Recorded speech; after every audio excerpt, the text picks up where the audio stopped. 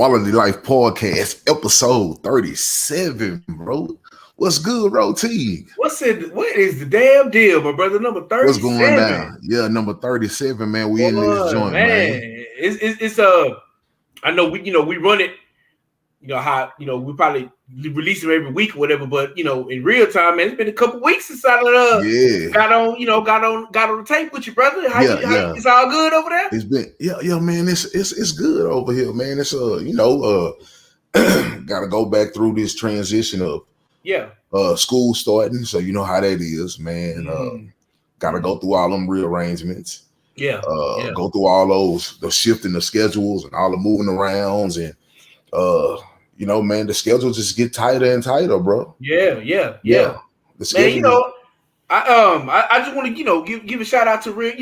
This gonna make you laugh. I got a shout out to my boy, my side boss, aka Rio. You know what I'm saying? AKA Scoundrel, aka Rascal from back in the day, man. You know what I'm saying, boy? Yeah.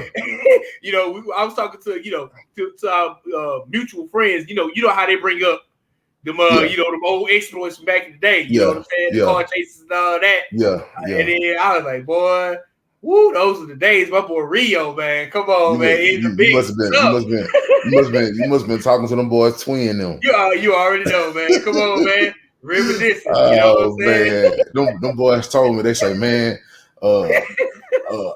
they told me y'all was on the phone together, and twin them keep saying to telling you they kept calling me a certain name on there, but I don't want to name it on this episode because it doesn't go along with the episode. But that was this one. But man, those cats something else. They mad because I stay on their back. Man. I stay breathing down their neck. You know what I'm saying? Man, it's been a couple of weeks since we jumped on, man. Like I said, just been trying to get things together, move things forward, get everything situated, and balance out. Now that the storm has came, Hurricane Ida. For those who don't, everybody in the world know about Hurricane Ida and the situation or whatever. I'm trying to work some things around to where I can go back out and go get some of this cleanup money, man, to where I can to make it fit. To help to get some relief going, to get some cleanup going, man, and they'll give me a chance to go make some money, man, because I can easily go out there and be a part of relief programs and restoration programs and walk away, man. If I stay out there a good month and a half to two, help me clean up, I can walk away with, some nice pretty little good stack, money, bro. Man. I can walk away with some money so I can sit down and just play father to my kids. Need be for the rest of the school year with no problem, man. So okay, shit. That's all. That's the move, brother. Yeah. If it shake right, you know what I'm saying? Yeah. If everything go my way, man. Lord willing, man. Lord find me the perfect situation, the perfect schedule, and the perfect accountable people that's gonna be there. That's gonna plug in, on my behalf when I'm gone with my kids, and assist with my wife, man. I gotta go get that money, man, because that money can make me. I can sit down. I can sit down again. With no problem, and take care of everything I need to take care of. So hopefully if it's in God's will, it go my way. You know what I'm saying? Let me say it right, because I don't want people to feel like that I'm saying that it was God's will for this hurricane to happen and people to be going through what they do so I can get paid. No, I'm not saying that. What I'm saying is somebody got to do the cleanup regardless. Yeah. Somebody got to go get it. Somebody got to get the city back running. Somebody got to get these houses back up and fixed. Somebody got to do it. So, I mean, I might as well get a piece of it. You know what I'm saying? So, and anybody else who down with the type of work, it's just the game. When destruction happens, cleanup got to happen afterwards. So happens that it come with financial incentive. You know what I'm saying? If you able-bodied and you can get out there and everything work right, might as well capitalize on it. Because when we say stuff like that, of course it ain't God that brought that destruction, because it's always if you believe in God, then you believe in Satan. You know what I'm saying? Like that, Satan brings that. You know what I'm saying? If we gonna keep it like that, or God allows it to happen. Let's just say it like that. He don't, he don't say, man, I'm well, I say it like this. There's times when when if we you look in the Bible or whatever, Well, God got to spank the world, man. Hey, man, yeah. That's true. That's true. And the reality of it is, there's time when God has to spank the world, and people not gonna like it. That it's their loved ones who got to take their loss, who lose their life. Like, we're not born to live forever. Yeah. And the reality of it is, there's a day that we was gonna be born, and there's a day that we was gonna die. Yep. And on either one of those days, it didn't tell us how we was gonna get here or how we was gonna leave here. Yeah. That's the hard part, because nobody wants to believe that they're gonna get here via rape. Nobody wants to believe that, but some people gonna get here that way. You know what I'm saying? Nobody wants to believe that they got here via artificial insemination, but that's how some people got here. You know what I'm saying? Some people don't want to believe that they're going to die via this heinous murder, but that's how some people are going to leave. Some people don't want to believe that they're going to die, through what we call Mother Nature. That's how some people are going to leave. Some people are going to get poisoned. Some people are going to get murdered. Some people are going to get set up. Some people are just going to get old and die. The way that we think everybody should leave. That's what's going to happen. Everybody's going to leave, but you don't get the right how you're going to leave. Yeah. You don't know that, and that's the hard part about it. When people when it says God is not the author of confusion, God is not confused with how you're going to leave. Yeah. You confused. Yeah. God is not confused about how we leave it. We confused because we don't want to leave according to how we got to leave, because we feel like we shouldn't have to leave that way. That way, yeah. And for however somebody may leave, and however age they may leave, people get really emotional in things when they see young kids that passed away or got murdered or whatever, the way that happens to them. At the end of the day, and people say, well, God's cruel, God's this, God's that. And I get it. Why? Because emotionally, you don't understand why that has to happen, to people in that capacity young that don't understand. If that was going to happen to them, they should have just never been born, right? You would think that. Yeah. But life don't work that way, bro. Yeah. You're right. And all I'm going to tell people is this. Everybody that's close to me, and every funeral I've been through, it was a meaning behind what happened.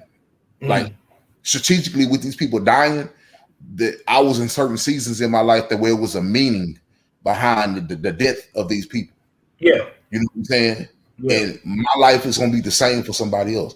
My death is going to be a strategic meaning for a lot of people. Now, if the people get it, that's the key.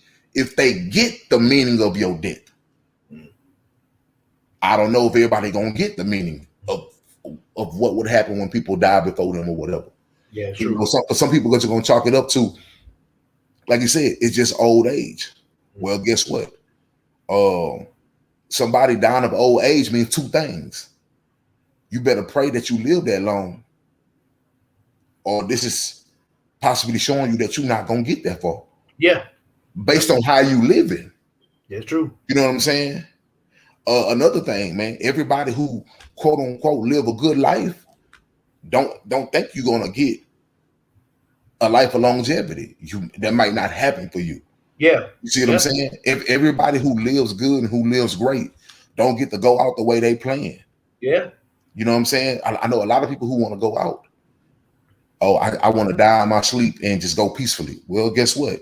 And they live their life as much as they possibly could that way to where they can live that, where they hopefully feel like they can leave that way, and then they still leave a way where we feel like they suffered.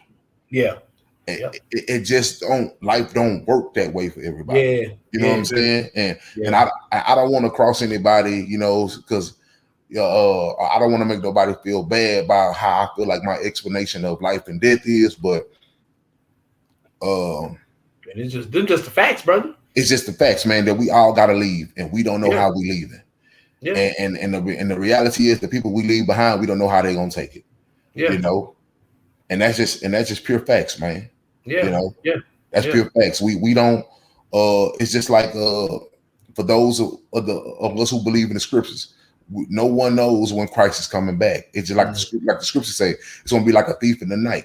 Yeah. You know what I'm saying? Not necessarily saying it's gonna happen at night, but like a thief in the night. It's gonna be so swift that nobody ain't gonna know it. We're not gonna know why, because we're gonna be caught up in things that we shouldn't be doing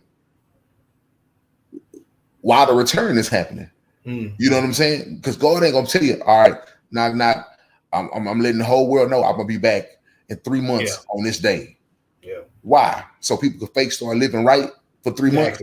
Yeah. God not gonna give you that warning, man. So it's like, you know, like it just don't work like that. You know what I'm saying? And I don't know of any way to explain death, but you know, sometimes, you know, like a lot of people don't understand it, but death is promised, man. Death is promised, and the way we leave, we don't get a say so on how we leave. Yeah, you know, and can you think about it? If we, you know, if everybody knew when they was gonna die, you know what I mean? What kind of life would that be? You know what I'm saying? If you knew you was gonna pass away, whatever day, you know what I mean? Like.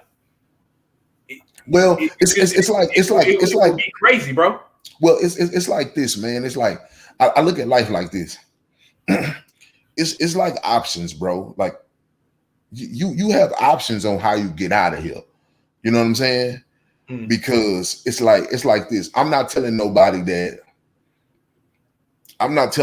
that God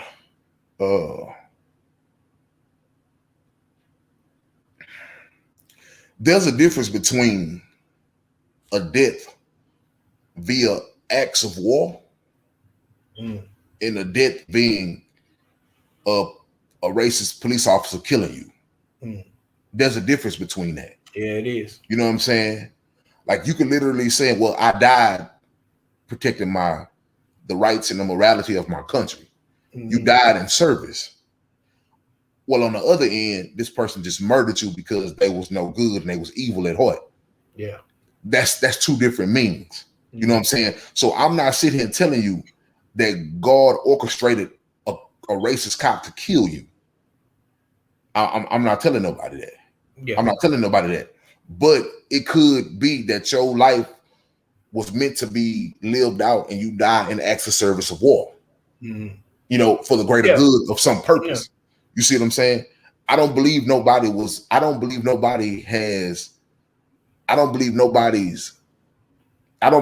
designed nobody to die from the death penalty.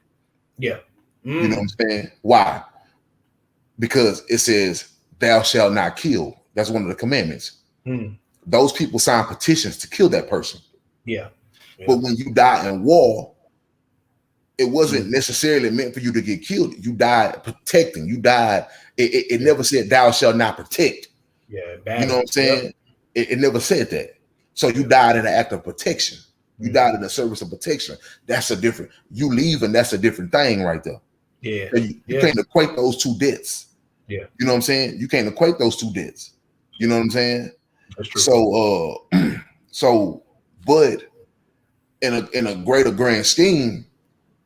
In the greater grand scheme of things, if that act of war was mischievous, you see what I'm saying? Like in the book of David, when if I'm not mistaken, when David got Bathsheba's husband killed in the act of war. That was a war that didn't need to happen. But that war happened just so David orchestrated to get that man killed so he can have his wife. That's a different thing. Yeah. That's a murder on David's hands. Yeah. You know what I'm saying? Yeah. That's a whole different ball game. Then that man went out just to protect his country, and he died in the process. Yeah. You see them. You see. So yeah. If people kind of differ, like you have to, when it comes to dealing with death, you can't be so vague. Yeah. On the process of death, because it's gonna piss you off, because the real simple minded, the real vague minded is just not going to it's gonna be easy to just be like, I blame God and God is cruel and I don't want to serve God that gets people that and for those who believe in the Most High, He's the creator of all, like God said, I'm the Alpha and Omega. I cause peace and I cause peace and I bring death. At the end of the day, all I can say is the Almighty God ain't confused. That's what I'm saying. Yeah. You as a person is confused.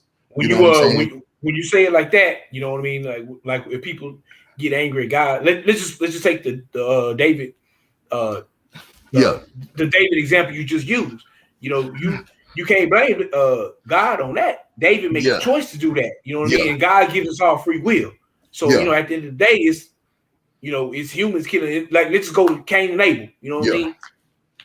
Cain made that choice to do, to slay his brother. You know what I mean? That just, and God knew what was gonna happen. God knew, he saw it. Because he's all knowing and all present. Yeah. But he don't jump in and be like, no, don't do that. Stop that. He made his choice. You know what I mean? He didn't orchestrate that man. He didn't authorize that man to kill his brother. Yeah. You know what I'm saying? Yeah. He did it. Cain made that choice, and he went through with it.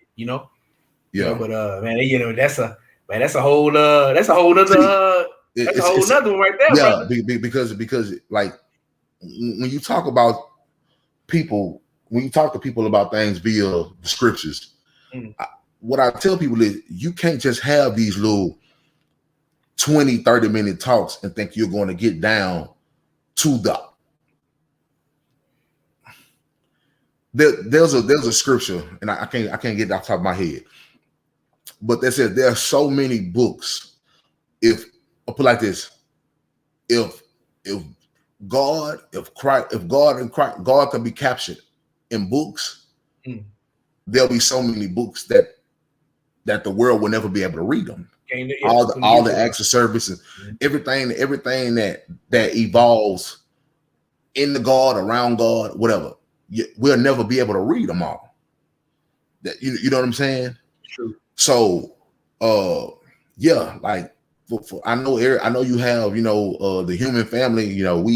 We have this ideology where we feel like we want to understand God. We want to be on God. We want to know God playbook. We want to know God blueprint. We want to know God every move. And that's just not gonna happen, bro. Nah, man. That's not gonna happen. We're never gonna know why God do whatever, why God allow, whatever to happen, why God gave man dominion, knowing that possibly man was gonna have an issue, and and I can tell you, it's to breed accountability.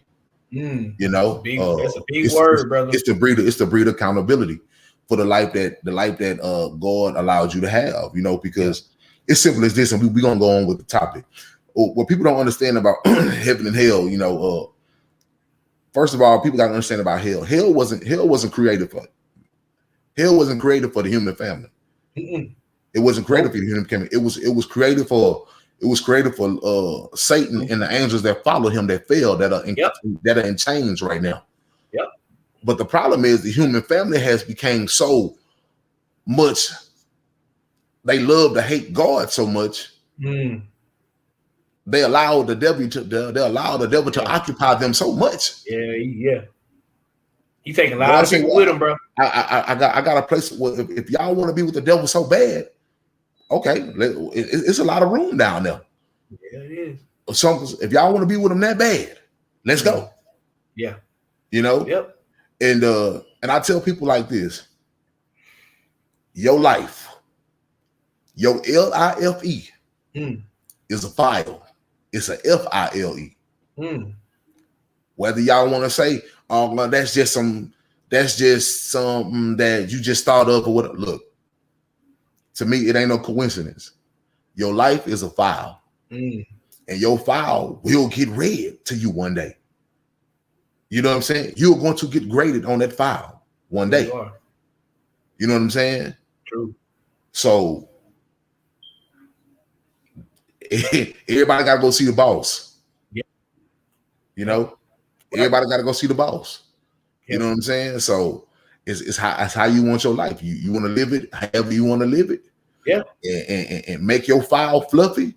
Your file can be fluffy with good deeds and holy deeds, or your file can be fluffy with unholy deeds. It's up to you. Choice is yours. You have your own dominion. You wake up every day and you have a choice to move and to live and to maneuver through this world however you want to, long as Lord is allowing you to stay here. It's true. And it's simple. It's like the day of the flood. There was 100 years that passed by that God allowed them people to get ready for that day the flood was going to come. Right. I gave you 100+ years. How much more you want me to give you to get your life right? When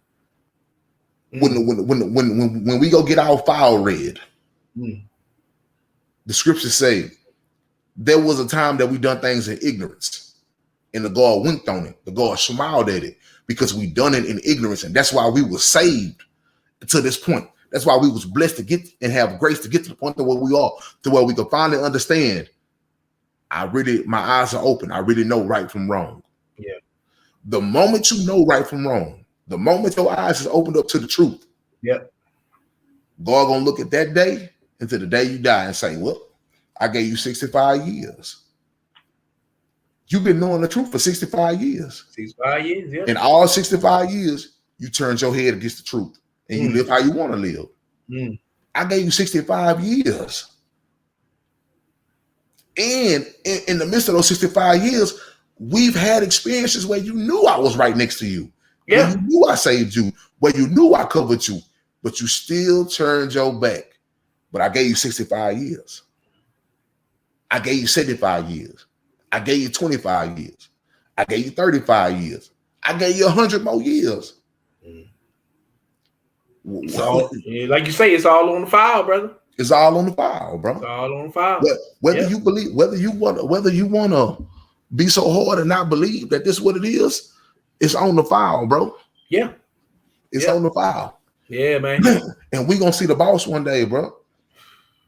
And we gonna see the boss one day. We're gonna see him. You know. No doubt. So for those who don't understand, man, this is gonna be a real scriptural episode, man. If you can see the title, it's called the Book of Ruth. Now, this is called the Book of Ruth according to dating.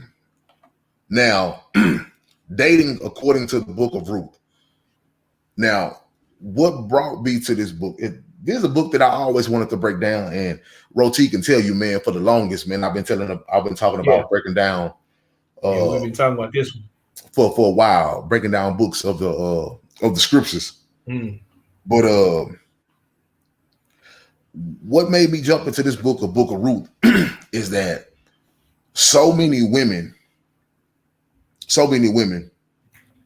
whether you want to call them Christian or not, or whether you want to say they live in their life according to how a quote unquote Christian should be living their life or whatever, when they have relationship issues, a lot of women say, you know, God will speak to them and tell them to pursue the Book of Ruth.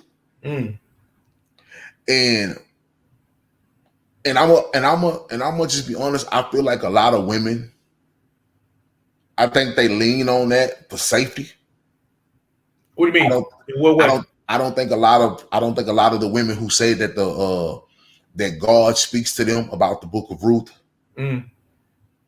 God is talking to them about the Book of Ruth. I don't believe. I think that's something that is easier for them to have hope in, because every woman. I don't know a woman who is walking the earth that I personally know who doesn't feel like she deserves a Boaz in her life. I don't know no woman who said, no, I deserve a Judas Iscariot. I don't deserve a Boaz. I deserve a Judas. I don't care what type of life a woman is walking in. She feel like she deserves a man, a Boaz figure who is going to come and be her knight in shining armor, give her what she need, be the overseer of her life, and give her what she needs to be able to change for the better, or to live a better, more prosperous life. I don't know a woman who's saying I don't want that. For the people that don't really understand where we going with it, who was Ruth and who was Boaz, just like before we get into it, you know what I'm saying? Biblically, who are these people? Who are these people? Ruth. Oh man. I got the scriptures to play it. It'll break it down, but let me just break it down real quick. There was a man named Elimelech. He was married to a woman named Naomi. She had 2 sons. They had 2 sons, Mylon and Shylon, I believe. Now Mylon and Shylon end up marrying 2 women, Ruth and Orpah. Right. So Elimelech, the father, he ends up dying, which made Naomi a widow. And then Mylon and Shylon end up dying too. Gotcha. The sons, which made the 2 daughter-in-laws, Orpah and Ruth, widows too. Widows, yeah. So you have the mother-in-law who's a widow and the 2 daughter-in-laws that's the widows now. So you have 3 women that are widows.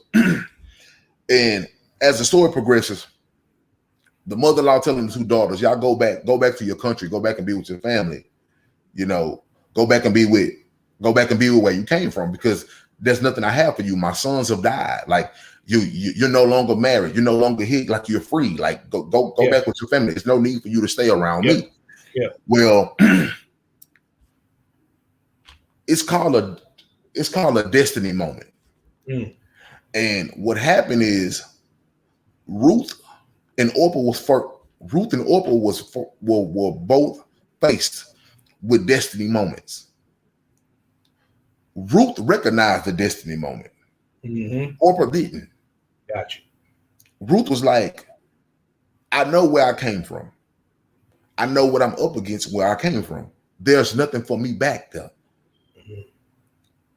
So she recognized I still got to keep moving forward with my life. She had to make a choice. But she had to recognize that moment of, do I move forward? Do I go back? Exactly. Orpah decided, I'm at this crossroads. Going forward gonna be too hard because it's uncertain. I'm gonna go back to what I know what it is, because I can maneuver what I know I got. I'm comfortable with that. I'm comfortable. I can maneuver what I'm comfortable with. I know what's back there for me. I can handle that. But going forward and not knowing, going forward and not understanding the God that my mother-in-law served, because the only reason why I serve that God is because I'm married to her son. So I'm serving it I'm married into her God. I'm not 100%. I don't 100% believe the God that she says she served. So she went back. She left. This is all about moving forward with God and leaving God. So Orpah left God and went back, and Ruth went forward. And let's just say, it was uncertain. She didn't know what was gonna happen, but she met her type of Christ. She met her type of Christ, and she went forward. And if I could speak to Ruth today, I bet she'll say, "Oh, I'm glad I didn't look back." You know what I mean? Yeah, because like you say, I've heard a lot of women around the way, or in my life personally, say they want a Boaz and they're looking for it. I hear Ruth and Boaz, but then you don't really hear how. I don't hear most people break it down how you broke it down. With the choice, and how Ruth had to, let's just say, be a certain way, or do something that was hard. You know what I mean? She didn't take the easy route. Right. You know what I mean? So Okay, yeah, you say you want a Boaz. Are you willing to do what it takes to get one though? Right. But that's for that's later on in the show, I guess. Yeah. You want this. Boaz is a type of prize. Now, what I'm saying is, I'm not saying that men are only the prize and women are not the prize. I'm not saying that. Yeah. If you want this thing called a prize in life, yes, are you willing to do what it takes to get that prize? Exactly. If you want this notoriety in life, are you willing to do what it takes? If you want this platform in life, are you willing to do what it takes? Mm-hmm. If you want this quote unquote great good life, are you willing to do what it takes to get there? Mm-hmm. Are you willing to keep going forward? Yeah. You know what I'm saying? Because you ain't going back and getting. There's no promise behind you. Yeah. The promise is in front of you. Yeah. So are you willing to keep going forward and building a relationship with God? Because going forward makes you accountable of building a relationship with God. Mm-hmm. You see what I'm saying? Yep. Going forward makes you accountable to what type of relationship you build with God. Mm. Now, this is the problem. You can go forward, but it's up to you to what type of relationship you're going to build with God. How are you going to seek God? Because God don't got to seek you. Mm. This is the thing. God don't got to seek you. And God ain't sitting there just saying every step you move forward, he moving forward too, to making it hard for you to catch him. No. Yeah. God is sitting in our purpose, waiting for us. Yeah, he is.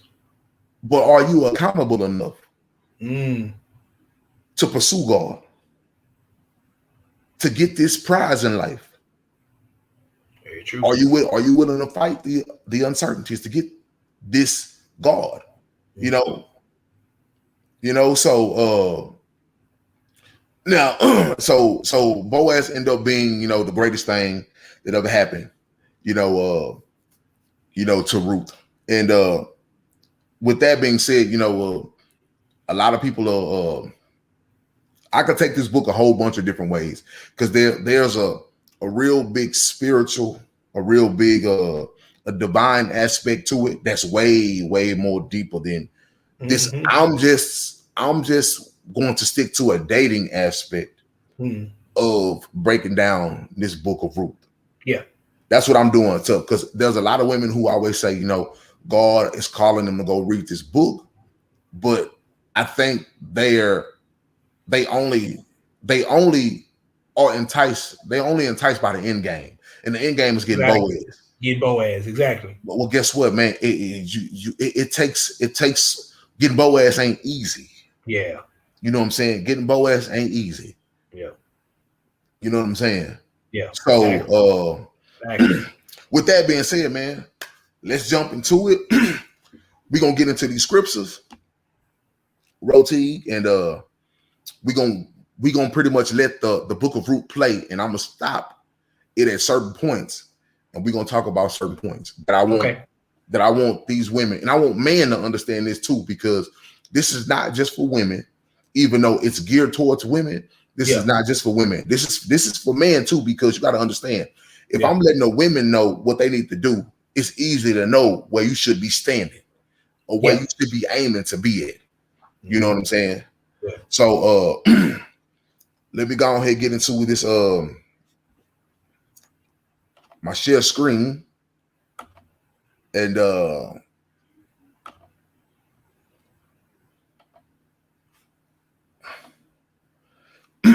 you can see that on Roti.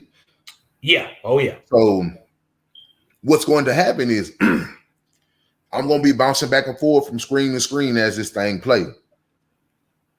And so it's going to be a lot going on, but I want people to bear with us, because it's going to be something it's going to be something that I feel like that's going to be helpful for a lot of people. Yeah. All right. Let me turn my volume up so people will be able to hear the scriptures or read the scripture.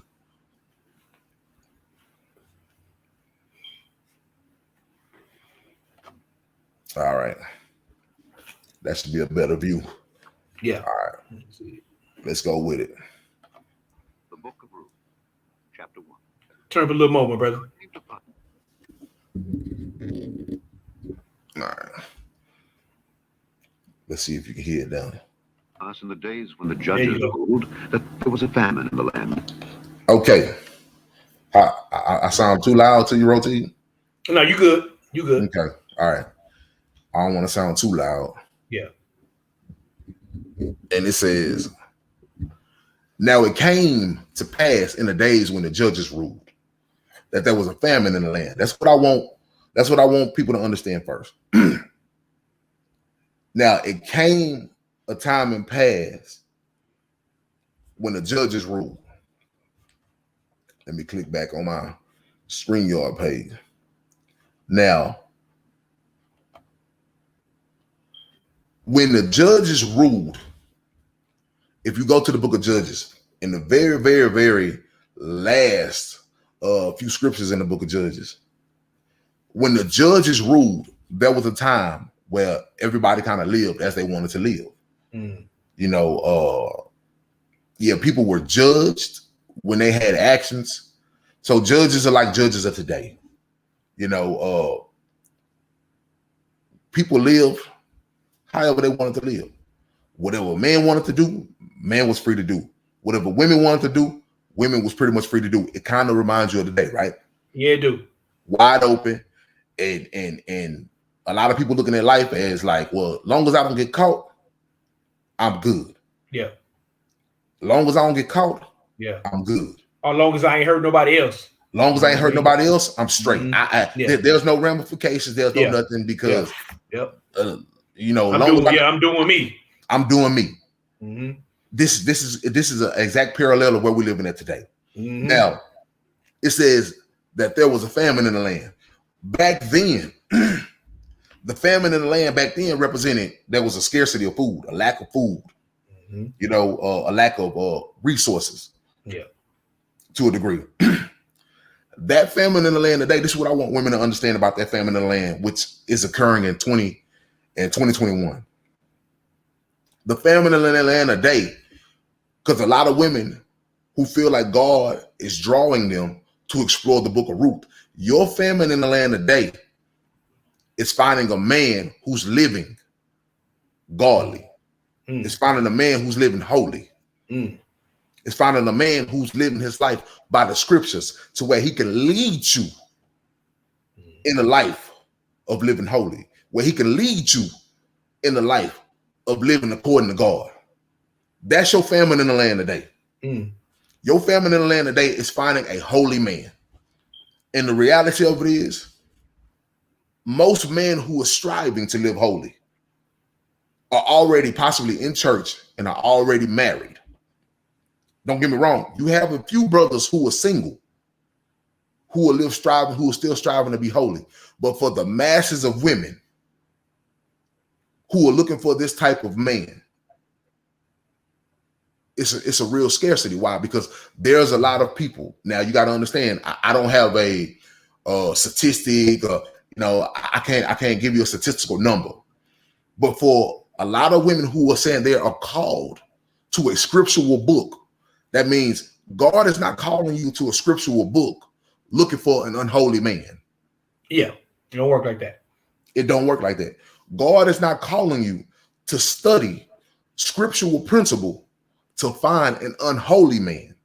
Which what I'm telling you is God is not telling you, I want you to live holy, to go find some joker that you got to hope he want to get his life right according to God. God is not calling you to do that. Exactly. So the first thing I want you to know is, if you look in the book of Corinthians, right? The book of Corinthians. In the book of Corinthians, chapter 7, around verse 39, it says, you know, a woman, she is at liberty to marry to whom she will. She is at liberty to marry to whom she will. That means you have a choice to pick the husband you want, which means for all you women thinking that God got this man aligned for you, you have to pick this man. You have to notice this man.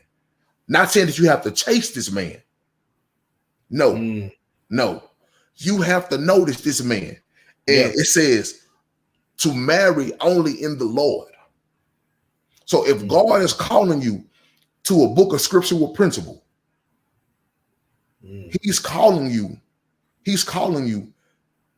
to put yourself in the position of a man who's in the Lord. As you say, you're in the Lord. Now, what women have to understand, how in the Lord are you really are?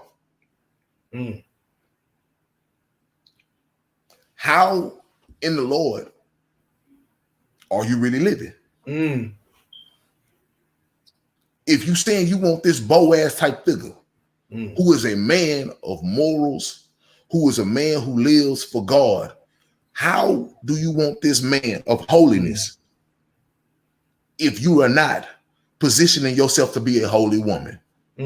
Because I'm gonna be honest with you, a holy man should have to come out here and deal with an unholy woman and wait for her to want to walk with God. She's already in the midst of walking with him already. She should already be in the midst. See, what y'all need to understand, and this is for men and women. Yeah, you have to want to be holy for yourself before you even think about dating. You should want to be holy for self. Just in case God snatched the breath out of your body, you will still practicing and living holy for God. Because at the end of the day, let's be honest, your husband and your wife, God just loaned them to you for a time. God owns you. You are God's. You know what I'm saying? Yeah. So a lot of people who are seeking to be married won't even make it to marriage because God gonna take them home before. So you need to be living holy just on the principles of you're walking with God anyway. Let me ask you a question, brother. Because like I said, we've heard this a lot, and in midst talking to certain women, certain people, why is who was Boaz? Because you said he was holy, you know what I mean? But like, is that all? If you could describe Boaz in like, let's just say 10 words or whatever, why do women nowadays want Boaz? Is it just because he's holy? Well, no. Well, see, you have to understand the women's ideology of Boaz nowadays is just social economic status. Money, right? Money. Well, he was rich, wasn't he? Boaz was a wealthy man. That's what people have to understand. Boaz is not just a man of wealth. Yeah. This is a man of favor. You could have favor and not have money. You have to understand, King Solomon didn't ask for God to make him rich. He asked for God to make him wise. And God's wisdom brought him the riches. You see what I'm saying? Boaz was wisdom. Yeah. You see what I'm saying? Yeah. Boaz was leadership. You see what I'm saying? Boaz was protection. Boaz was way more than just money. Exactly. Boaz was love. Yeah. Boaz was understanding. Boaz was understanding where this woman came from, because you got to think about it. As we get deep into the book of Ruth, Ruth was a Moabitess woman. Boaz shouldn't even, based on the world, Boaz shouldn't even be paying attention to her because she came from a place that was undesired. Yep. You see what I'm saying? Exactly. But you got to have a man of understanding that see through. See past that. See past that. Where the world is telling you, the world around him is telling her, man, look at all these beautiful women you got over here that's of Bethlehem, Judea. You know what I'm saying? Look at all these beautiful women from your land. Why you worry about an undesirable woman from somewhere else? Boaz had something he had to recognize too. Exactly. You see what I'm saying? Boaz had a destiny moment that he had to recognize as well. That's what men got to understand. So for women, Boaz is not just money. Stop looking at men as if they're just money. Yes. Because as you see time and time again, you could get a man with money all day long. He's still abusive. He still don't love God. He still don't love his family. He don't love his kids. He don't love you as a wife. He don't know what a wife is. He don't know what a husband is. Money is not the end all be all. There's more to being a provider and a protector than money. Yes. That's a whole other topic, because it is. That goes back to the days of Adam. Women have to understand, man, a provider is more than money, man. Especially in this rigged up society as a black man, where they make it hard for us outside of doing sports and entertainment and chasing a few minor degrees, in which our whole community, they're not going to let our whole community go get degrees. So guess what? A lot of us men got to go and put their foot to the shovel and put their hand in the soil and work hard every day. So if you understand, and you say you understand us as black men, you should understand where we in society. You know what I'm saying? That everybody ain't going to be able to access these riches. And you got to understand that man is Boaz in a different way, outside of just socioeconomic status, outside of the money. You know? It's true. But that's a whole indoctrination of a thought process that has to be detoxed from this culture. You know, because like I said, man, I'm agreeing with you. My personal opinion, when I hear Boaz, I don't think, I know what I think, but like I say, in my opinion, when I believe that, a woman says she's looking for a Boaz, I believe that she's thinking about riches and not the holy part of it. I think she's thinking about riches first. You know what I'm saying? The rich man. Most of them only think about riches only. Period. Yeah, you're not really thinking about the holy part of it. Yeah, I mean? Most of them only think about riches only. Yeah, period. So if you really want to Boaz, that means you got to be holy, because he was holy. He was, like you said, he was holy first. Yeah, you know what I'm saying? Then he was rich and all that. You know what I mean? But so you holy not going to be with unholy. You know what I mean? Like you said. Yeah, I mean, don't get me wrong. I'm not saying that two a holy person and a holy person cannot be joined together, because, like, you understand, you make a choice. Just like Corinthians says, as a woman, she is at liberty to marry to whom she wills. Whom she wills. Whom she wills means that God ain't got a particular person set aside for you. It's who you choose. Who you choose. As a man, he's willing to be married to whom he will. Exactly. God ain't got this person that's sitting away from. It's your choice. Yep. To do the research on a person that you want to marry. Yep. And doing the research on a person takes what? Patience. It takes patience. Time. It takes time. It takes sacrifice. And it takes sacrifice of not intertwining yourself with that person. Yep. Because intertwining yourself with that person confuses things. Oh, yeah. You gotta sit there and really get to learn a person without sacrifice giving yourself up to a person. Yeah. Why? Because you're going to see if that person's there for your flesh or really there for your heart and really want the best for your soul. But that takes patience. Yeah. A lot of people don't got that. Yeah. Yeah. Like the scripture says, a woman, she's at liberty to marry whom she will. But they only advise her, marry only in the Lord. Marry only in the Lord, which leads to 2 Corinthians 6:14. Be ye not unequally yoked to unbelievers. If he's seeking holiness, he should want a woman that's seeking holiness. Being unequally yoked with unbelievers has nothing to do with socioeconomic status. As you can see, Job was a holy man. But guess what? He lost a lot. A whole lot. Down. He lost a lot to where his wife even told him to curse God. His own wife. Curse God and die. Curse God and die. His own wife told him that. So don't tell me that you can't be holy and you can't go through seasons. Being holy not about just money. Yeah. You see what I'm saying? So being unequally yoked with unbelievers has to do with your belief system. Through thick and thin, through the ups and downs, are we gonna stand firm on what we believe in God? You can't have a woman you can't have a man who only want to believe God when it's good, but when it get bad, you want to believe the world. You can't have a woman who only want to believe God when it's good, but when it's bad, want to believe the world, want to operate with the world. Can't serve two masters. You can't serve two masters. Either we gonna ride God all the way through, or we not gonna ride with God at all. It has nothing to do with the money, because money comes and goes. They do. I just seen many of people who've had financial downfalls.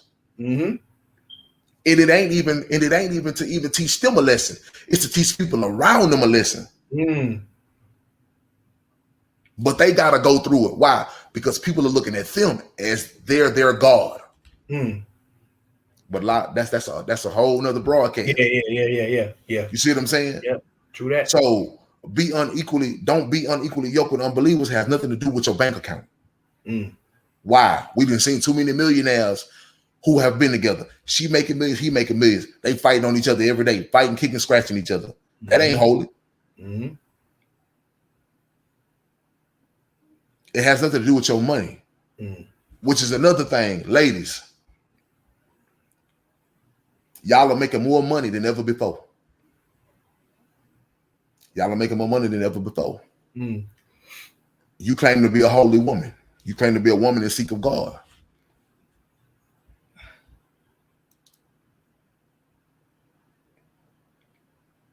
Have you ever thought that God gave you and granted you the resources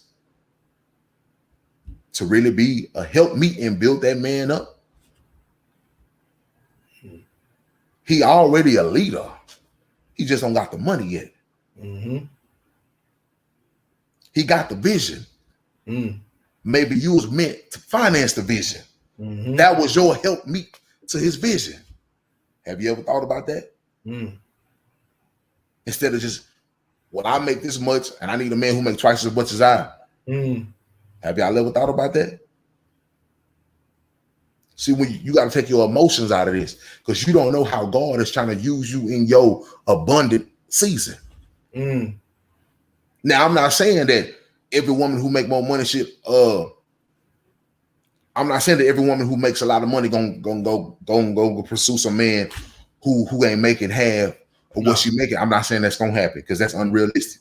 Because a lot of women gonna just look naturally at life and just they're not gonna want to do it. God, even with God, even with knowing how God works upstairs, they not gonna want to do it. They're not. They're gonna tell you, God gonna send me somebody who make twice as more than God gonna send me what I want. Well, there also says in the scripture that God allowed people to believe a strong delusion about what they already have in their mind. So you'll spend days out here chasing a man who got all this money, when a man sitting on the vision. Overlook him. You overlook the man sitting on the vision, but he's striving, he's struggling. You know, because he ain't making the money that you make. But let's keep moving on. Let's keep moving on within the scriptures. All right, because I got a lot to ride through. Now, it says we're gonna let the scriptures play out.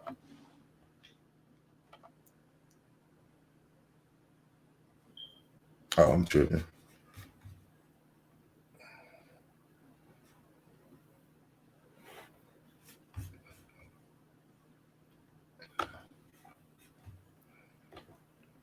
And a certain man of Bethlehem, Judah, went to sojourn in the country of Moab, he and his wife and his 2 sons. And the name of the man was Elimelech, and the name of his wife Naomi, and the name of his 2 sons Mahlon and Chilion, Ephrathites of Bethlehem, Judah. And they came into the country of Moab and continued there. And Elimelech, Naomi's husband, died, and she was left and her 2 sons. And they took them wives of the women of Moab. The name of the one was Orpah, and the name of the other Ruth. And they dwelled there about 10 years. And Mahlon and Chilion died also, both of them, and the woman was left of her 2 sons and her husband. Then she arose with her daughters-in-law, that she might return from the country of Moab. For she had heard in the country of Moab how that the Lord had visited his people in giving them bread. Wherefore she went forth out of the place where she was, and her 2 daughters-in-law with her, and they went on the way to return unto the land of Judah. And Naomi said unto her 2 daughters-in-law, Go, return each to her mother's house. The Lord deal kindly with you, as ye have dealt with the dead and with me. The Lord grant you that ye may find rest, each of you in the house of her husband. Then she kissed them, and they lifted up their voice and wept. And they said unto her, Surely we will return with thee unto thy people. And Naomi said, Turn again, my daughters, why will ye go with me? Are there yet any more sons in my womb, that they may be your husbands? Turn again, my daughters, go your way, for I am too old to have an husband. If I should say, I have hope, if I should have an husband also tonight, and should also bear sons, would ye tarry for them till they were grown? Would ye stay for them from having husbands? Nay, my daughters, for it grieveth me much for your sakes that the hand of the Lord is gone out against me. And they lifted up their voice and wept again. And Orpah kissed her mother-in-law, but Ruth clave unto her. And she said, Behold, thy sister-in-law is gone back unto her people and unto her gods. Return thou after thy sister-in-law. Okay.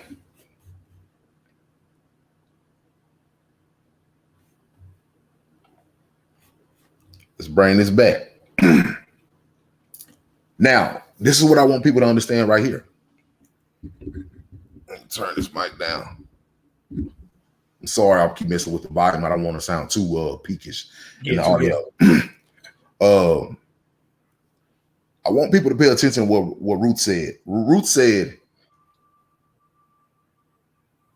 oh, my bad. It's not in verse 1 and 16. It's actually verse 1:15. She said, Behold, thy sister-in-law has gone back to her people and unto her gods. She's gone back. Now, that's the scripture before this. That's 1:15 is what I want y'all to focus on.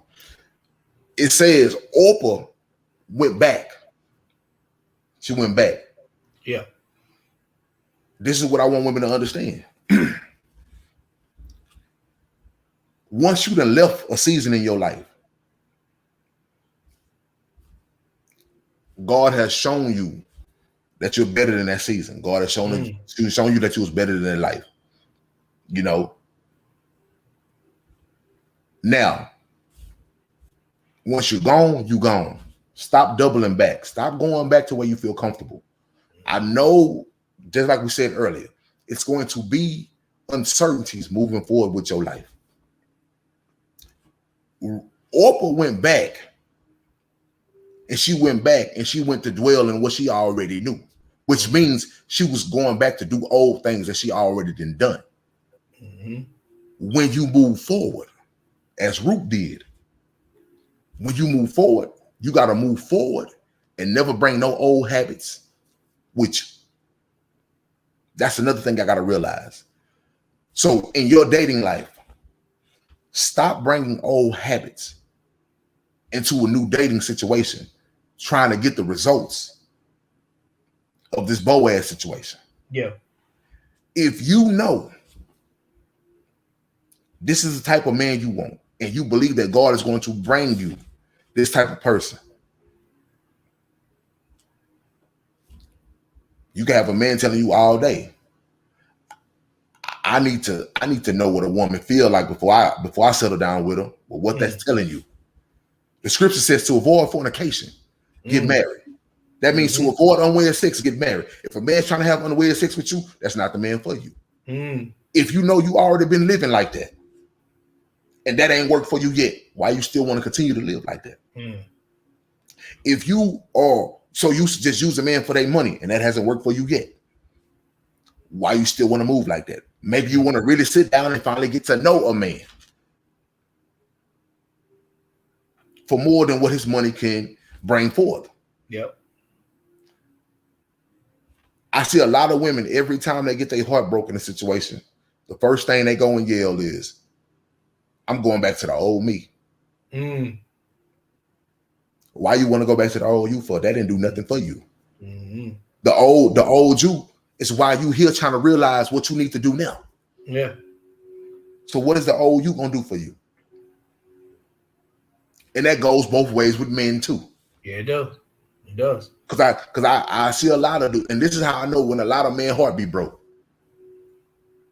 Because when they feel like they put their heart into something and it don't go right, the first thing they want to do is say they're going back to the streets. Mm-hmm.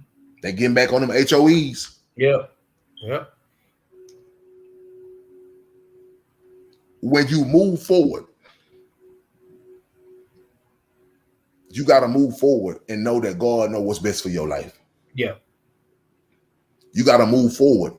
And what Ruth did is she moved forward and she built relationships with holy people. She built a better relationship with her mother-in-law, which was a holy woman.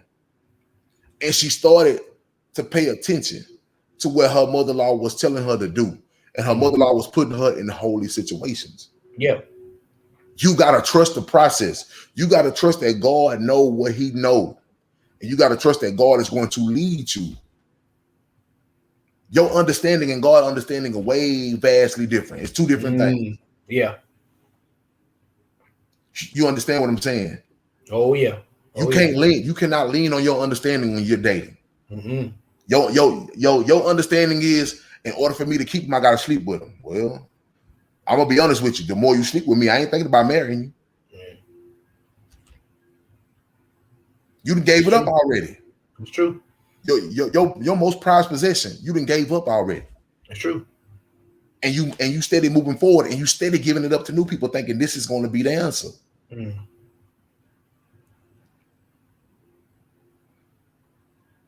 It's true. You can't go back. No matter what people think of you, because people are going to hold you to what you used to be. Mm-hmm. People are going to expect you. People are going to address you how you used to move. Are you strong enough? Are you accountable enough to move forward? To get this to get this God prize in life? Are you accountable enough to get it? Because it's gonna demand something of you. Yeah, it ain't gonna be easy. It ain't gonna be easy. It's gonna demand something of you. And I get it. I know a lot of women say, well, it's like every time I turn around, it's like the hoes out there get married. Hey, don't worry about their situation. Yeah. Worry about your situation. Don't worry about because you see some woman who's promiscuous and loose, she out there get married. You don't know what her marriage is about.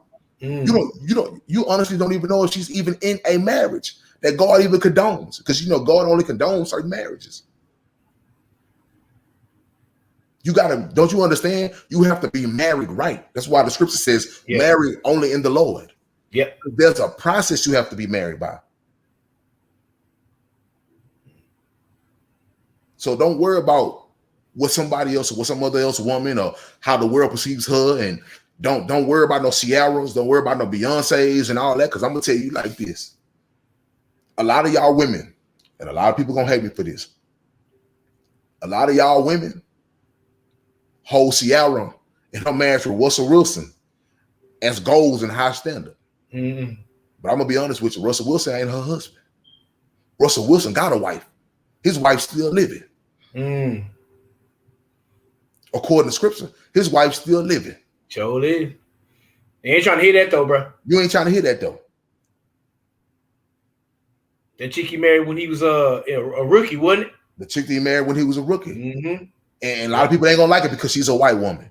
But that's who he chose to marry. That's his wife. That's the lady he was originally married to. Y'all ain't gonna like it. And I'm not here to crush Ciara's dreams and to crush her happiness. That's not my job. But I'm just saying, according to scripture, see, scripture is going to hurt you when you realize the truth. You got to marry only in the Lord because you got to know who you're marrying. You got to know how marriage is supposed to go. I already done told you that a woman is at liberty to marry whom she will. That means you have a choice to marry who you want. Now you got to make sure, am I marrying the right person? The right person, yep. Despite what they may have. Despite them having all the money in the world to give you the best life possible. Are they still the right person? According to God. Well, he rich. He take care of me. He pay all the bills. According to God, is he still the right person? And like you said, are you?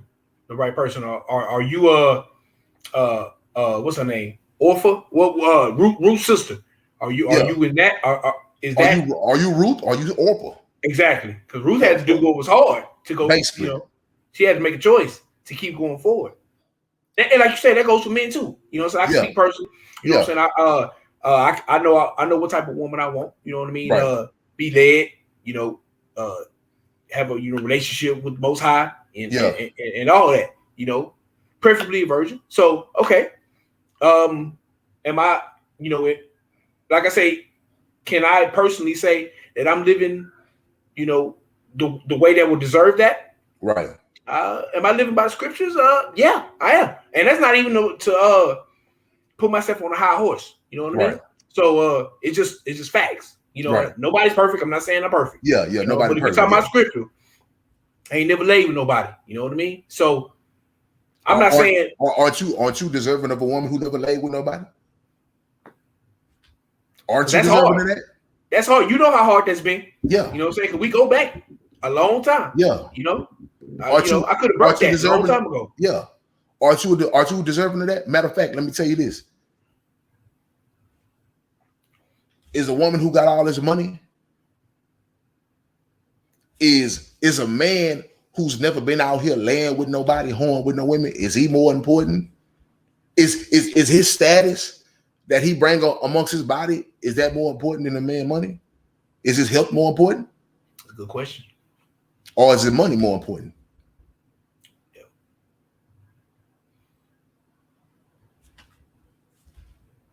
Is the fact that is the fact that this man who's never laid with nobody, that when he finally locks onto you and make you his wife, that he's gonna be all about you because he don't know nobody else? Is that more important than money?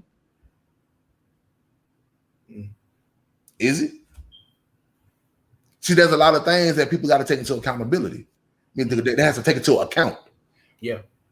When it comes to these situations, and it's not a hard thing. This is why, when it comes to marrying people,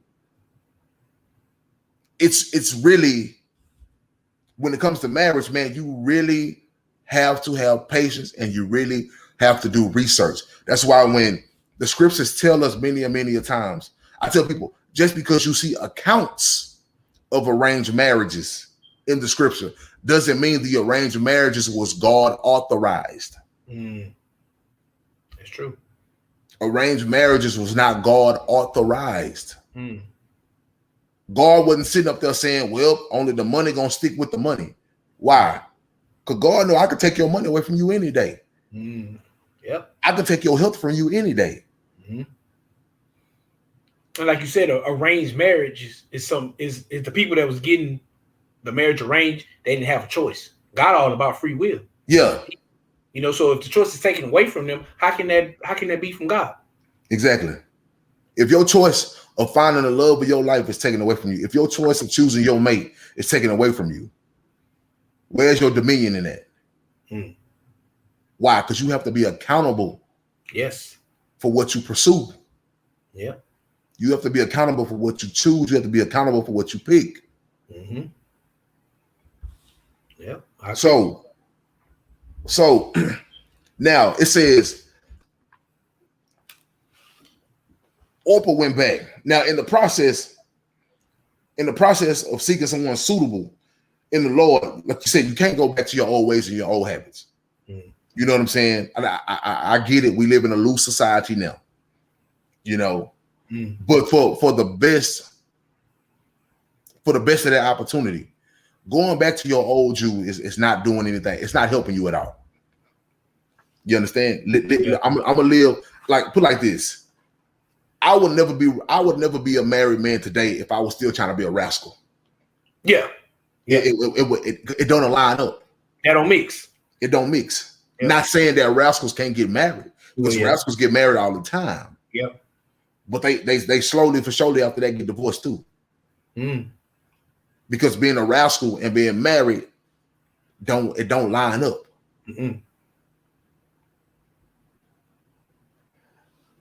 So you either one or the other. You either one or the other. Like I said, you can't serve two masters. You know, do you really want this life? Do you really want that man? Do you really want this type of woman? are you willing to do what it takes to get them?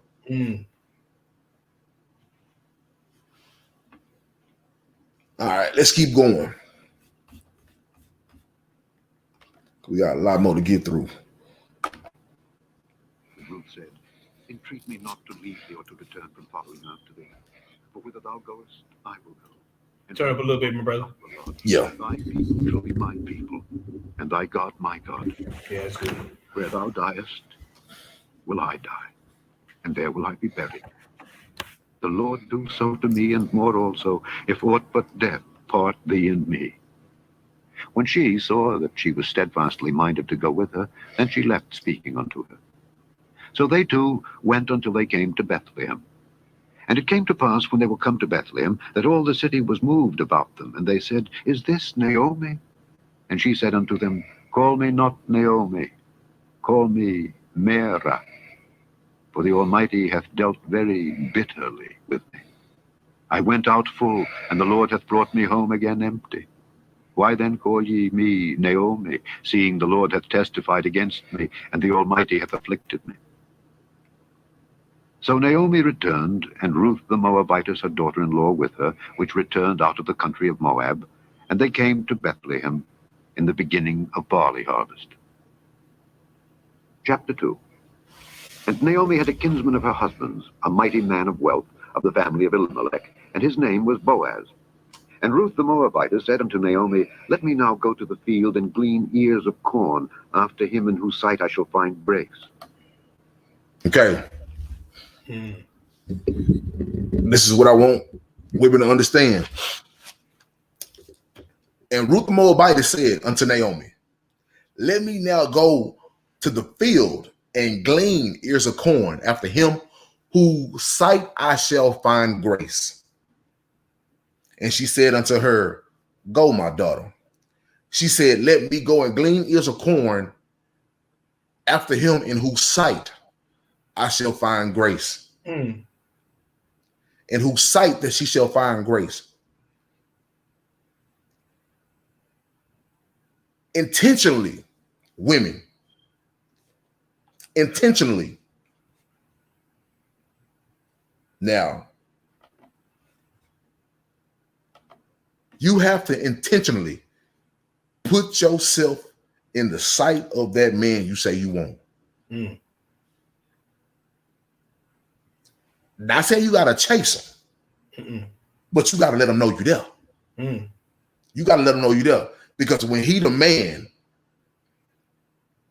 and he's the man of these high standards and these high values and these high morals and this abundant money, you gotta understand there's a lot of women shooting after him. You gotta put yourself in the sight to where this man can see.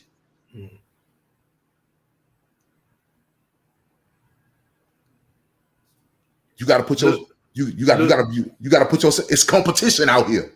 A little bit before that, that say glean ears of corn, my brother. That sounds like work to me. You know what I'm saying?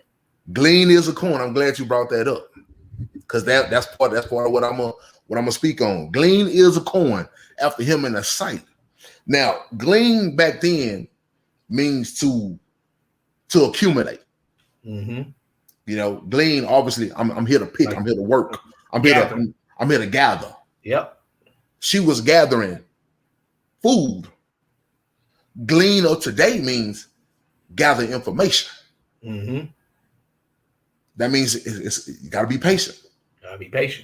You in pursuit of this man that you say that you want. You gotta go find out the information. You gotta go find out the information is if he's the man that everybody say he is. And it takes time, which means you can't meet him tonight and sleep with him tomorrow. You got to gather some information. You got to make sure he pans out. You got to make sure his walk matches talk. You know what I'm saying? You got to intentionally put himself in your sight. Why? To where he can find grace. He can find grace on you. And then when you intentionally seek his attention, how are you intentionally seeking his attention? If all the rest of the girls running around here scantily clad with no clothes on, are you doing the same thing? If you are, you're not gonna stand out. You're not gonna stand out. What are you gonna do to make you stand out? And when you're trying to stand out, is your stand out holy or unholy? That's what you got to take into account. Because you got to understand, you're saying God is bringing you to a scriptural book to find a scriptural man that a lot of women don't get. So this is all based upon holy principles. So when you're trying to stand out, how are you trying to stand out? Is it holy how you're trying to stand out?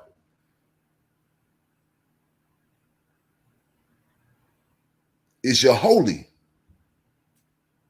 So when you gleaning, when you gathering that information and you putting yourself in his sights, it's going to lead to one thing. And I'm going to show you what it's going to lead to. What it's going to lead to. And I wish I could play this off the screen, but I don't know why it's not letting me play this off the screen.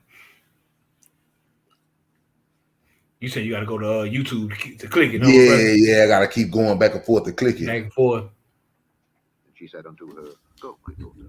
And she went and came and gleaned in the field after the reapers. And her hap was to light on a part of the field belonging unto Boaz, who was of the kindred of Elimelech. And behold, Boaz came from Bethlehem, and said unto the reapers, The Lord be with you. And they answered him, The Lord bless thee. Then said Boaz unto his servant that was set over the reapers, Whose damsel is this? And the servant that was set over the reapers answered and said, It is the Moabitish damsel that came back with Naomi out of the country of Moab. Okay. Ruth 265. When she put herself into the sight of the person she was trying to find grace, what did Boaz say? Ruth 265, Boaz say, Whose damsel is this? Who is this woman? Yeah. You got to put yourself in a position to where this man could check you out too. The vetting goes on both sides. The vetting goes on both sides. Yep. He got to make sure that you the woman you say you are. Whose damsel is this?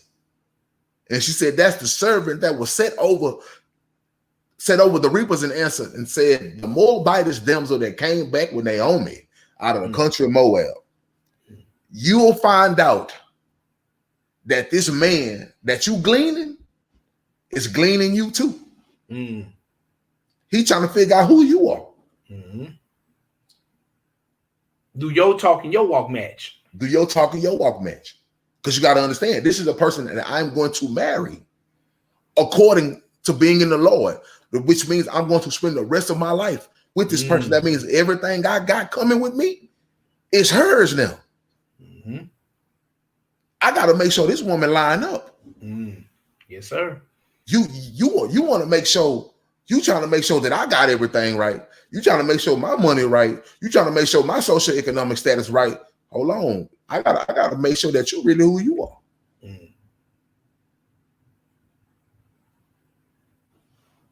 And let me keep going. And she said, I pray you let me glean and gather after the reapers among the sheaves. So she came, and hath continued even from the morning until now, that she tarried a little in the house. Then said Boaz unto Ruth, Hearest thou not, my daughter? Go not to glean in another field, neither go from hence, but abide here fast by my maiden. Okay. After Boaz found out who she was, and she got his interest, Boaz told her.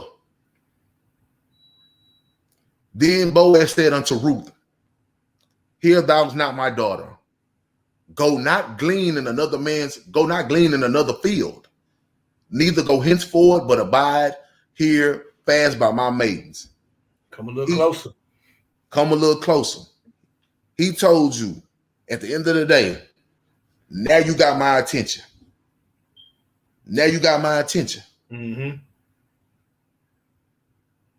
I'm checking you out. I'm trying to vet to see who you are. I bet not see you with nobody else. Mm. You can't be out here talking about you want me, but you out here, you out here Monday with me. Mm. You out here Wednesday with John. Mm-hmm. You out here Friday with Jack. You out here Sunday with another person, but you talking about you really interested in me. Mm. Oh, because I'm single. And hold on, you ain't even giving me my right shot at getting the win you over. Yep. How I'm gonna take you serious, but I just saw you out here with 4 or 5 different women. Mm. I mean, 4 or 5 different men. Yep. I better not see you in another man's field. That plays a part. Big part. If you got my interest, man, and I come out here and I see you 2 or 3 days a week and you with 2 or 3 different men, oh, I'm looking at you different now. Mm. Mm. Because one thing with a man, when he sees someone he interested in, he ain't trying to let her see it with nobody else. Mm.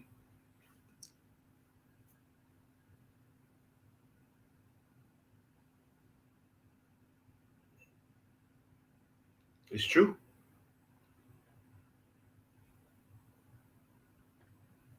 You know what I'm saying? It's true. Now, this is where the liberation of women gonna kick in. You can't tell me what to do. Are you willing to do what it takes to get this type of character in your life? Mm. Are you willing to be patient? If this is a man that you really say you interested in, and he checking off boxes, are you willing to sacrifice to get this man? Remember, this is what you say you want. Mm. It's just like telling somebody who want a scholarship. You really say you want this scholarship? Mm. Are you really willing to put in the work to get this scholarship? Yeah, come holler at me in class on Saturday. Come do some extra Saturday classes. You willing to do that? You willing to do some Saturday classes? You willing to forgo all these parties and getting drunk and doing like all these people who ain't gonna make it gonna do? Mm. Are you willing to shut down this and not put yourself in a position to where you're gonna get a girl pregnant that's gonna mess off you going to college? Are you willing to do that? Mm. How bad do you want it? Mm. Mm. Good question. You got to understand the scriptures also say, whosoever finds a wife finds a good thing. Mm. If I see this woman, this is the woman that I really want. If I really want this woman, and I'm saying this woman is the woman, why am I gonna be every time I go around her, I'm on hands with 4 or 5 different women? Mm. But I'm telling her, you the one though. Yeah. Your actions and your words ain't lining up. And then on top of that, women have bought into this ideology of, well, I don't want a man who ain't got hoes because I want a man that other women are attracted to. Why he got why you have to see this imagery of that to you know other women gonna be attracted to him. Mm. This is how far we have gotten away from holy acts of dating or trying to get to be somebody. Mm. I don't want a man unless he got hoes. And you think once he finally gets you, the hoes gonna go somewhere? When you said, I don't want him unless he got him. Mm. And now he's supposed to give him up now because he got you. That's backwards to me. That's backwards, bro. All right, let's keep rolling, man. Let thine eyes be on the field that they do reap, and go thou after them. Have I not charged the young men that they shall not touch thee? And when thou art athirst, go unto the vessels, and drink of that which the young men have drawn. Then she fell on her face, and bowed herself to the ground, and said unto him, Why have I found grace in thine eyes, that thou shouldest take knowledge of me, seeing I am a stranger? And Boaz answered and said unto her, It hath fully been showed me all that thou hast done unto thy mother-in-law since the death of thine husband, and how thou hast left thy father and thy mother and the land of thy nativity, and art come unto a people which thou knewest not heretofore. Okay. 2 and 10. 2 and 10. She said, how did I find grace in your eyes? How did I find grace in your eyes? Boaz said, it was answered. Boaz answered and said unto her, I have fully been showed all those thou hast done for your mother-in-law since the death of her husband. I've been shown that your heart is genuine. Yep. And that's something that money can't buy. But before that, she fell on her face. Please tell me why you were interested in me. I got to know. I got to know why are you showing me so much love? I need to see your motives. What is your motive? Tell me why you really interested in me. What's going on here? She fell on her face though, my brother, and humbled herself. Exactly. I mean, are these people that want a Boaz, are you willing to do that? Are you willing to humble yourself? And I said, without parading it, are you willing to let that man see your genuine heart? Show that man that you possess something that money can't buy.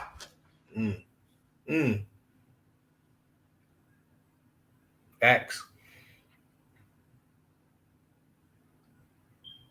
What are you bringing to the table that's a life changer for that man? Boaz said, I didn't heard what you done for a woman after her husband had died that you didn't have to do. You could have left. You could have went back like the other gal. Like your sister did. You could have went back like your sister-in-law did. Yep. But you stayed. Why? Because if something happens to me, are you going to be able to look out for my mother? Are you going to dip on my mother to another man? Are you going to dip on my children to another man? She didn't dip. Even in death. Don't get it wrong. Ruth is going to go get remarried. Yes. Which scripturally said, once your husband is gone, he's gone. You can go get remarried. That's scriptural law. There's nothing wrong with that. Yes. But at the end of the day, it's how she did it, though. Yep. It's the process of how she done it. Yes. And it's the respect of how she done it. Yes. She gained that looks. She gained trust like that. She gained trust like that. Like, oh, okay, yeah. If something happened to me, you gonna look after my people. Because that's what your habit. That you did that before without even knowing me. Yeah. That's your character. So I respect that. Yeah. So what I'm telling women now is like, I'm not telling you that, hey, that you have to align to actually what Ruth have done. But what I'm saying is, when you showing that man who genuinely who you are, or when you trying to show that man why he should be sold on you, is it genuine? Is this really who you are? Are you telling me something at the dinner table, but then 2 or 3 days later, it ain't lining up to what you said at the dinner table? Yep. Because I'm paying attention to all that, and vice versa. Vice versa for women. Yes. But Boaz said it was shown to him that she did that before. Exactly. So if that's who you are, that's going to precede you. That's going to be your reputation. Oh, okay. She 100. You know what I mean? Yeah. I can trust this person. I can trust with my life. Like you say, with my life. Yeah. Basically. Who you are is who you say you are. Yes. And it ain't no wavering from that. Yes. And that's something that money can't buy. So, all right. Let's keep it rocking and rolling because we almost coming to the end of this message. Got a lot more scriptures to let pass. The Lord recompense thy work, and a full reward be given thee of the Lord God of Israel, under whose wings thou art come to trust. Then she said, Let me find favor in thy sight, my Lord, for that thou hast comforted me, and for that thou hast spoken friendly unto thine handmaid, though I be not like unto one of thine handmaidens. And Boaz said unto her, At mealtime come thou hither, and eat of the bread, and dip thy morsel in the vinegar.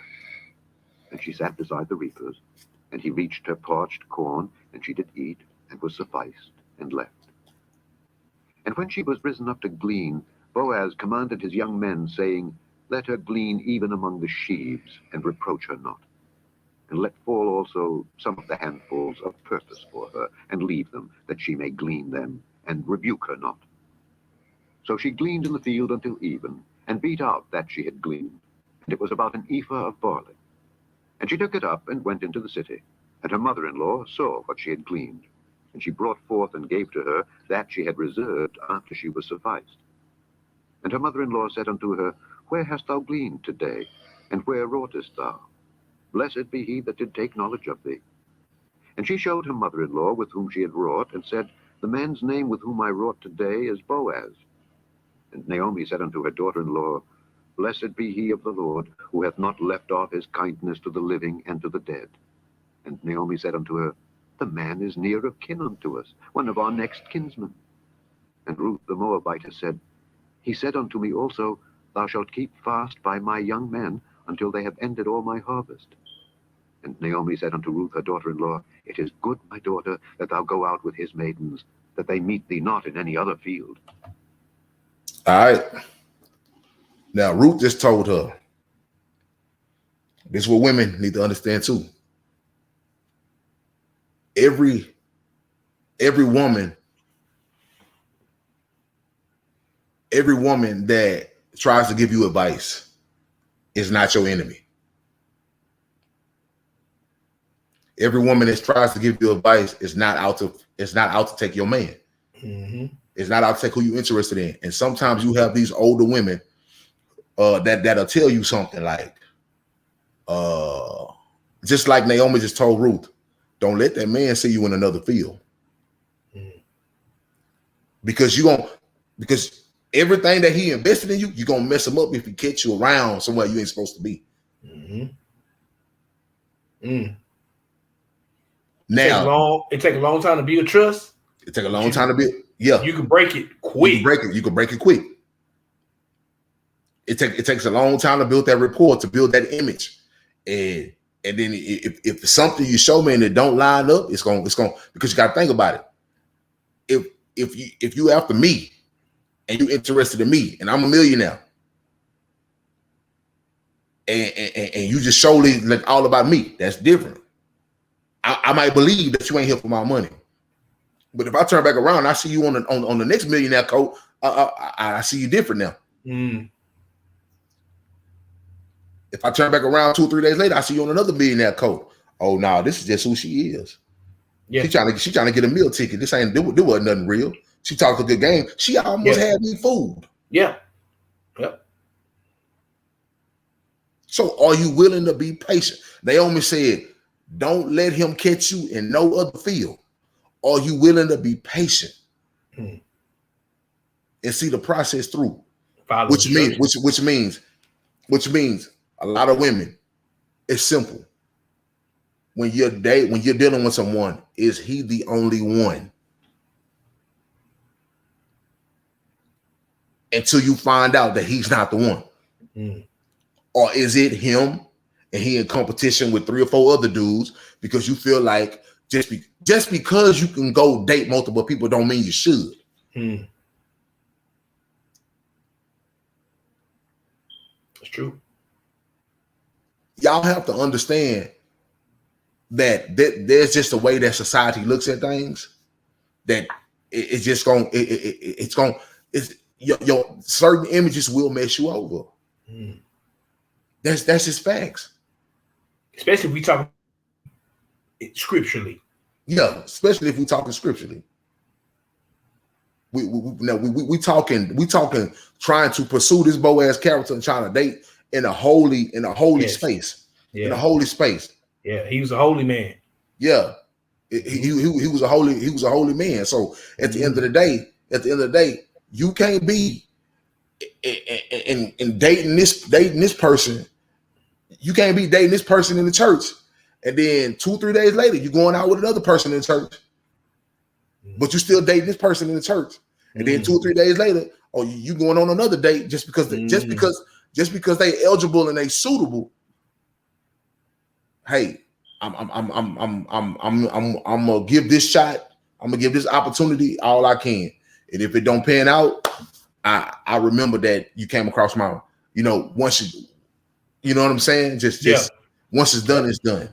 Mm-hmm. But when you trying to shuffle too many at one time, that's not gonna look good. Mm-hmm.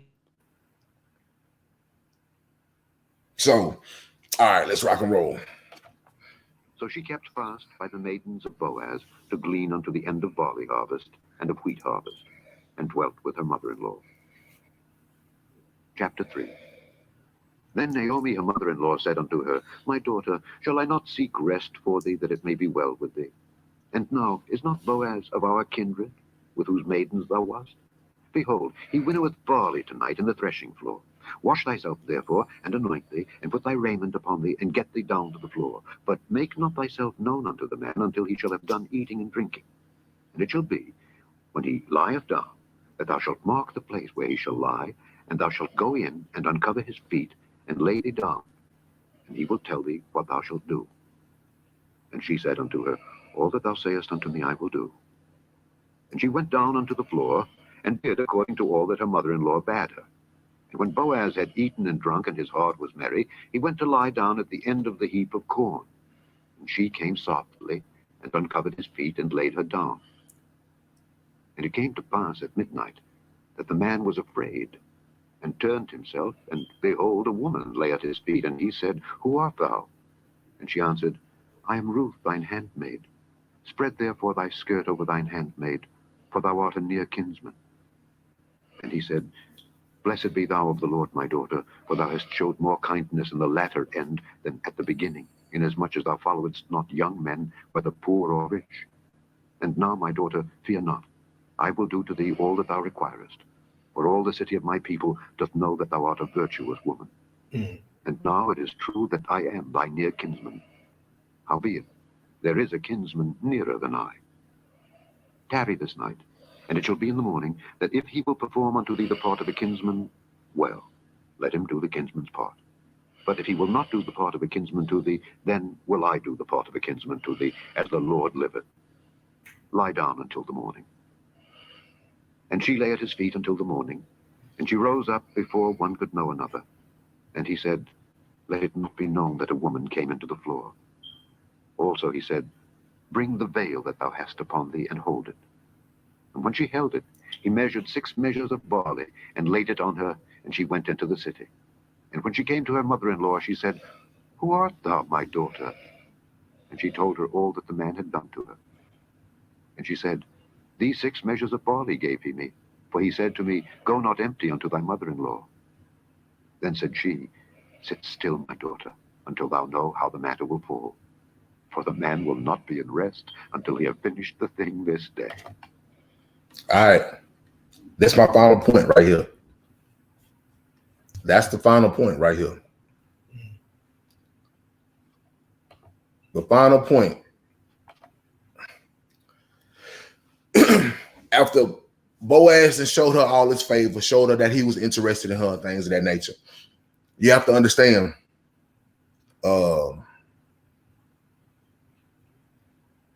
I can't tell you exactly what it was in the book. I want to say in the book of Timothy. I want to believe where it says, how mothers should teach their daughters, good things. Teach them how to love, how to love their husbands. Teach them how to be wives. Teach them how to be clean. Teach them how to be chaste, and all that stuff of that nature. Teach them how to not be quiet and be peaceful and things of that nature. All throughout this, what women have to understand is that there should be a woman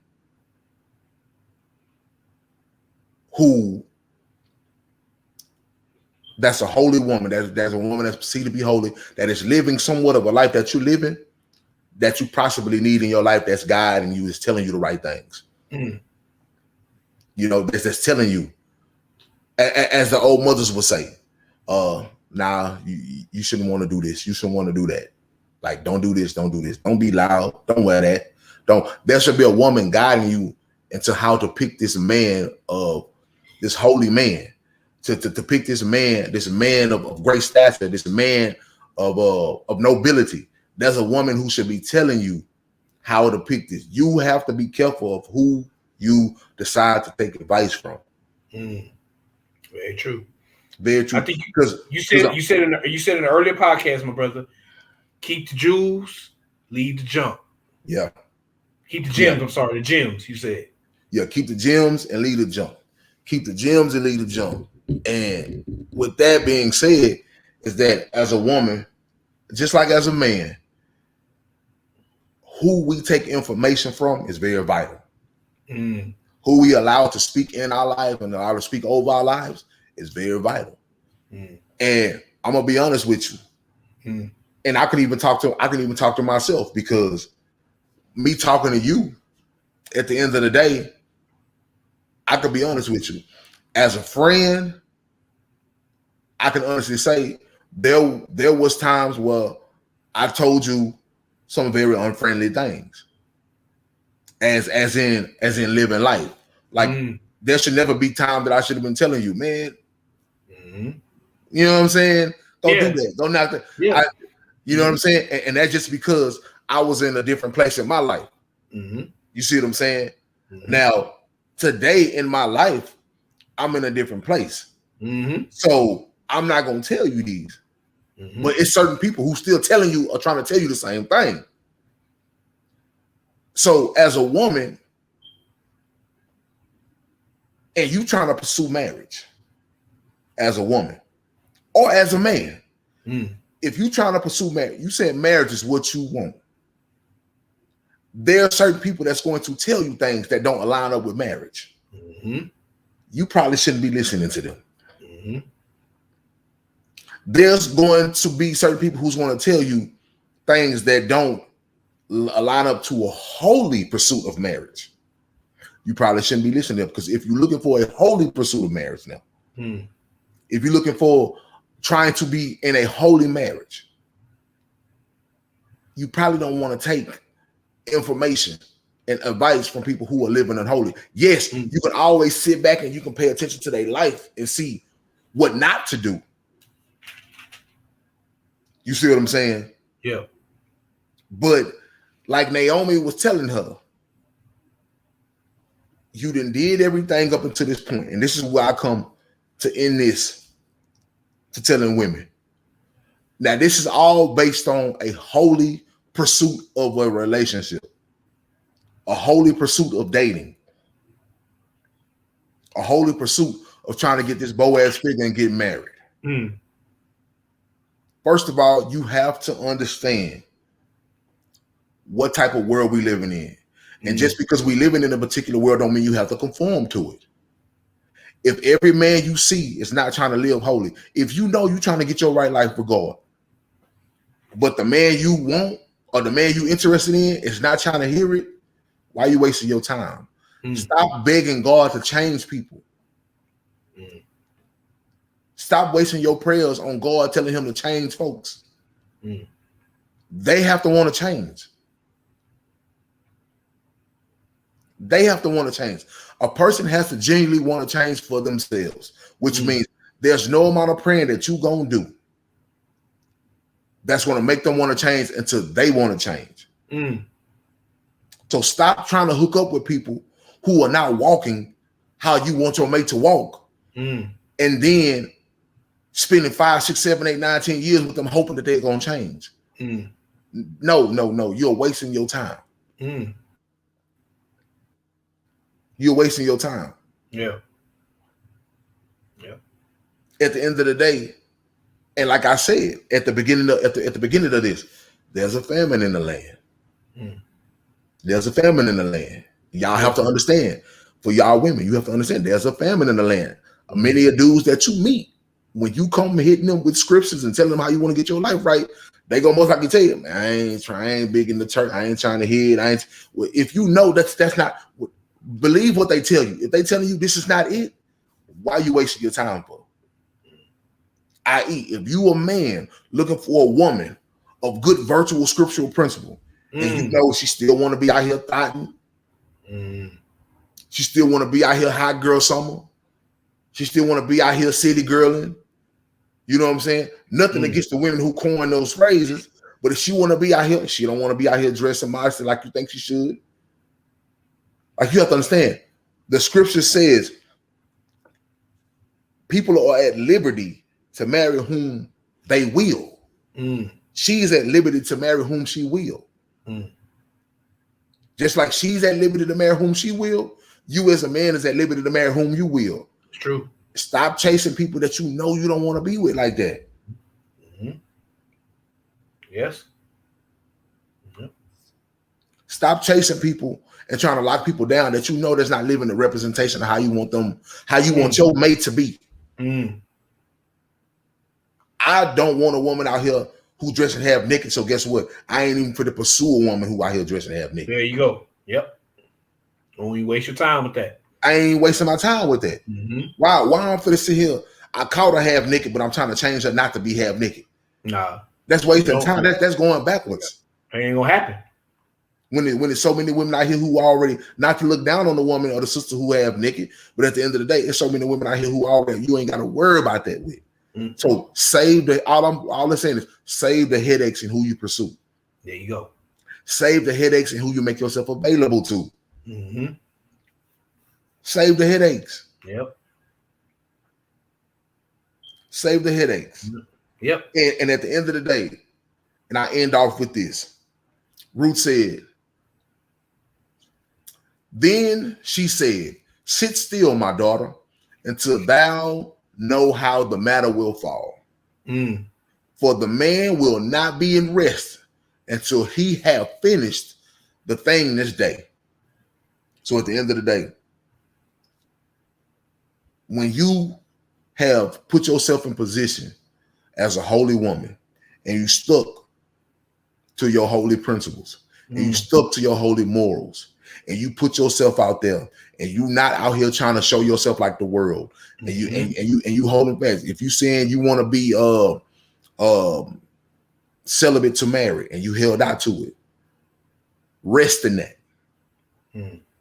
Rest in that. Sit still, like she told Nate. Sit still, like she told. Sit still. You told them this is who you are. Sit still in that. And if they accept that, they accept that. If they don't, they don't. If you tell them I don't want to have sex until I'm married, sit still in that. If you told them I'm gonna be in church and my man gotta be in church, sit still in that. If they don't want to deal with that, sit still in that. There you go. You have to find you a place to where you have to sit still and not a waver. That no matter how many years come, no matter how many days come, no matter how many months come, no matter how many years come, even until your death. Because you got to understand, at the end all be all, you belong to God anyway. Like the scriptures say, save yourself. Stop worrying about, don't get it wrong. If you find yourself in divine alignment with a man that's going to live according to the scriptures like you want him to live, that's fine. Do that. But at the end of that, if you can't find no eligible suitor in a man or a woman, sit still in your morals. Sit still in your principles, even until your death, and know that at the end of the day, I'm gonna be all right with God. Yeah. When I leave here. Yeah. Not I died trying to please my husband or my wife who's not trying to live with God, because now you made them your God. Now you serving somebody who don't even want nothing to do with God because they're just your husband. Because you got to think about it. Like the scripture says, once you get married to a person, it don't matter if they'll believe or not. You already made that covenant with that person. You made that covenant with that person. That's a whole. We're gonna break that down on a whole nother day too. That's another show. That's another show. So sit still and rest in peace, and not trying to force something. People gonna accept you, but you gotta be, like you said, you gotta walk it how you talking. You gotta practice what you gotta sit still in your morals and not waver from it for no man and no woman. So this book of Ruth, man, this goes out to both men and women. Yeah, I hope that me and Roti kind of have helped people. Yeah. Like I said, there's so many ways. There's like 3 or 4 different ways I could have broke this down. But this is just according to dating. Yeah. Yeah. And I want people to understand. I want to get in there too, man. I want to my boy Messiah Boss over there rocking and rolling. I'm not gonna say as much as, but what I took from that, you say you want Boaz, that's the goal. Yeah. You gotta look at, you can't just look at her getting Boaz, you gotta look at the whole story. First of all, gotta look at the process. And if you married, it's not gonna disqualify you. Is if you were married, but can't be your husband had to pass away. If we just encapsulate everything we done spoke on today, you know what I'm saying? You like we used the Russell Wilson and Sierra example. Yeah, Russell Wilson already married to the first one he got with off top. So okay, if you was married, you need to go to your husband that you married. Yeah, so if this is for the people that's not that hasn't been married, or your husband has passed away, or your wife, because this is to both genders. It's vice versa, yeah. Vice versa. So you can't marry nobody else if you already been married. She had to make a choice whether to go back or keep going forward. She did her mother-in-law a certain way. First of all, she was being virtuous. Yeah, she was being virtuous. Coming up, asking God really what I wanted, virtue. You know what I mean? That's really the key, a big key in who I would choose to, make my wife. Are you virtuous? Right. Not just to get a man. Right. That's who you are. You know what I mean? And men, we should also strive to be virtuous too. That's not just for women. We should try to give what we want, and be genuinely doing it. And and I say this, Ruth, if you just look at the whole story, Ruth, she completed a lot of tasks. She did a lot of things. She just didn't meet Boaz. Saw his, like the youngsters say, they saw his drip, and he came and scooped her. And that was it. She had to go through a gauntlet to get him. You know what I mean? He had to see the virtue in her. That's why she got chosen. You know what I mean? So if you're doing all that, and you like we said earlier, if you willing to, if you want to relate it to a scholarship, are you willing to go to Saturday and Sunday classes? Are you willing to do extra work? Are you willing to separate yourself from the people that just work Monday through Friday, 8 to 5 or whatever? Are you willing to do extra if you want a Boaz? Because we'll see. But it's not just you see a Boaz, he gonna come get you, and we ride off happy in the sunset. It don't work like that. Yeah, you're gonna have to put some work in. And for the man that's a Boaz, you gotta work to get your wealth up and get yourself up. But then you have to be able to see the woman as virtuous too. You know what I mean? You have to do your work. So it's always work. Like you can attest because you married. Marriage is, it seems like that's a 24/7 job there, my brother. You know what I mean? It ain't just we're gonna get married. We ain't just gonna get married and then we just gonna ride off in the sunset. You gotta maintain that marriage, my brother. Yeah, you gotta maintain it, man. It ain't, you gotta maintain it. It takes work. It ain't all just roses and peaches. My brother. It ain't just all roses and peaches, man. You gotta maintain it. You gotta keep it fresh. One thing I said, you gotta grow with God, because God gonna leave like the scripture said, let God be true and let every other man be a liar. At the end of the day, the word has never steered me wrong. Yeah, don't get me wrong. The word has made it painful to me because I had to realize some true epiphanies and some things that just can't go down. As simple as that. But just listening to man gonna always trying to maneuver around and find a back way and find a loophole and all that. Yeah. And then word gonna tell you straight up, you just can't do it. You know what I'm saying? So you got to grow within that. You got to grow within that word, man. And you got to think about it, man. Just to get the treasure out of these people, man. You got it, like you said. Don't get it twisted, man. And I want to tell women, you have a treasure in you. I want to tell young men, you got a treasure in you. Yes, and the reality of it is that y'all give up y'all treasures for nothing nowadays. Y'all don't vet nothing really. You don't glean no people. You ain't gleaning nobody. You know what I'm saying? You ain't being patient with the process. You know, it's all about instant gratification. I get her, she look good. I'm trying to hit that because if I don't, her eyes gonna get to jumping on something else, or my eyes gonna get to jump. It's all about instant gratification. Yep. And it's simple. It's crazy how yesteryear was about patience, and today's is about instant gratification. Yep. That's the difference between the times. It's true. Patience and instant gratification. That's it. Are you willing to sacrifice instant gratification to get what you really say you want? 2, are you really willing to sacrifice instant gratification so God can open up your eyes to show you what you really are made for, what you really are purpose to have? And don't get it twisted. What you may be purpose to have may don't look like a IG model. You understand? But her heart, like the book of Ruth said, she was from a whole different country of women that Boaz shouldn't even be desiring because they was looked at as less beneath. They weren't even looked at as a desirable women to those women. Yeah. Boaz had a fleet of maidens that he could have picked from. Yep. But he saw something. Yep. He saw something that he ain't never seen before from somewhere else. He saw something that wasn't attached with something. And he saw something that was genuine. Yeah, it may don't look the best. But guess what? Yep. It's worth it. It's worth it. You know? And a lot of things that worth it, money can't buy.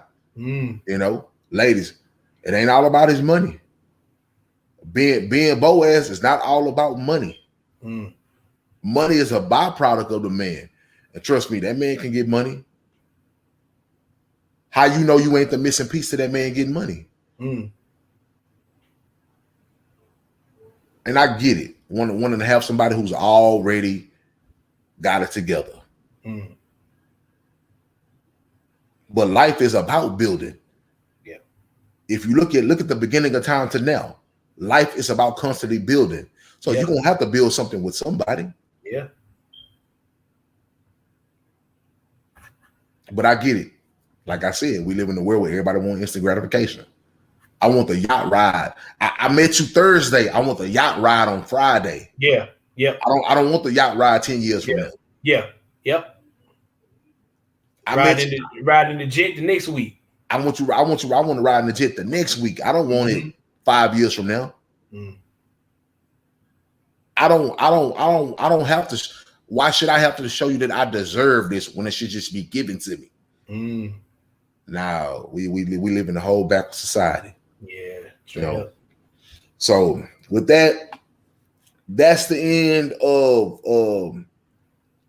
my spin on just a few tips that I can give you dating throughout the book of Ruth for all the people who want to go through the book of Ruth. And pretty much ain't nothing happening after this. You get Boaz and they go on to be together and things of that nature. You know, they get the happy ending. Yeah. So let me close down this.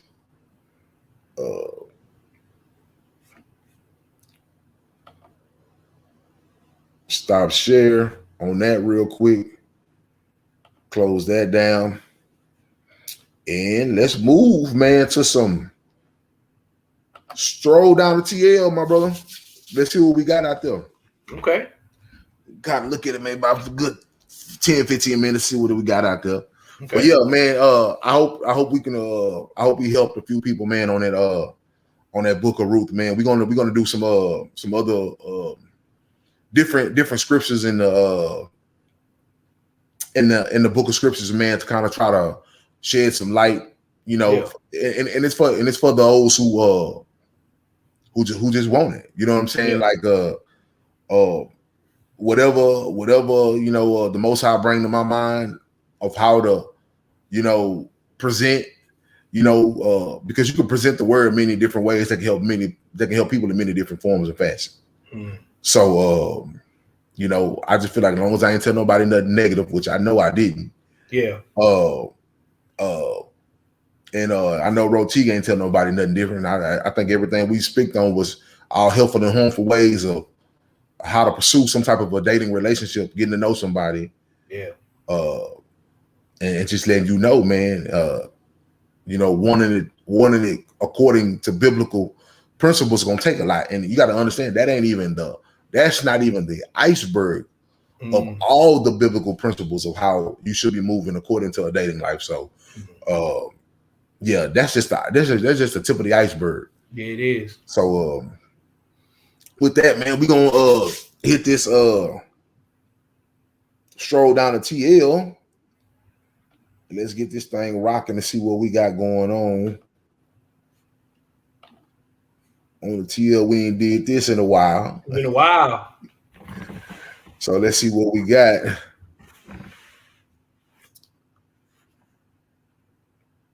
Hell, man. Oh, man.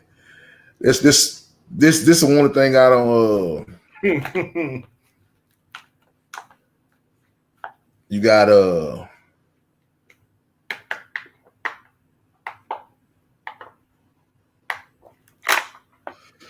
one thing about that TL, man. Even after a good little message, man, we're gonna run across that. You already know, man. Gonna run across that demon time, man.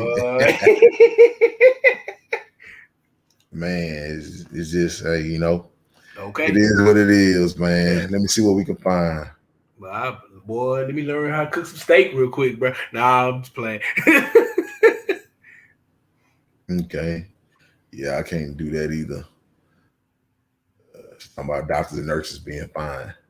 I need a couple of people to walk across the crates right quick.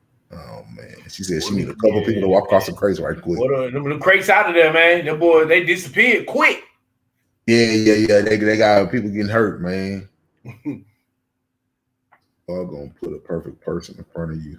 I'm gonna put the perfect person in front of me and then tell me I can't have them. No, let's talk about this.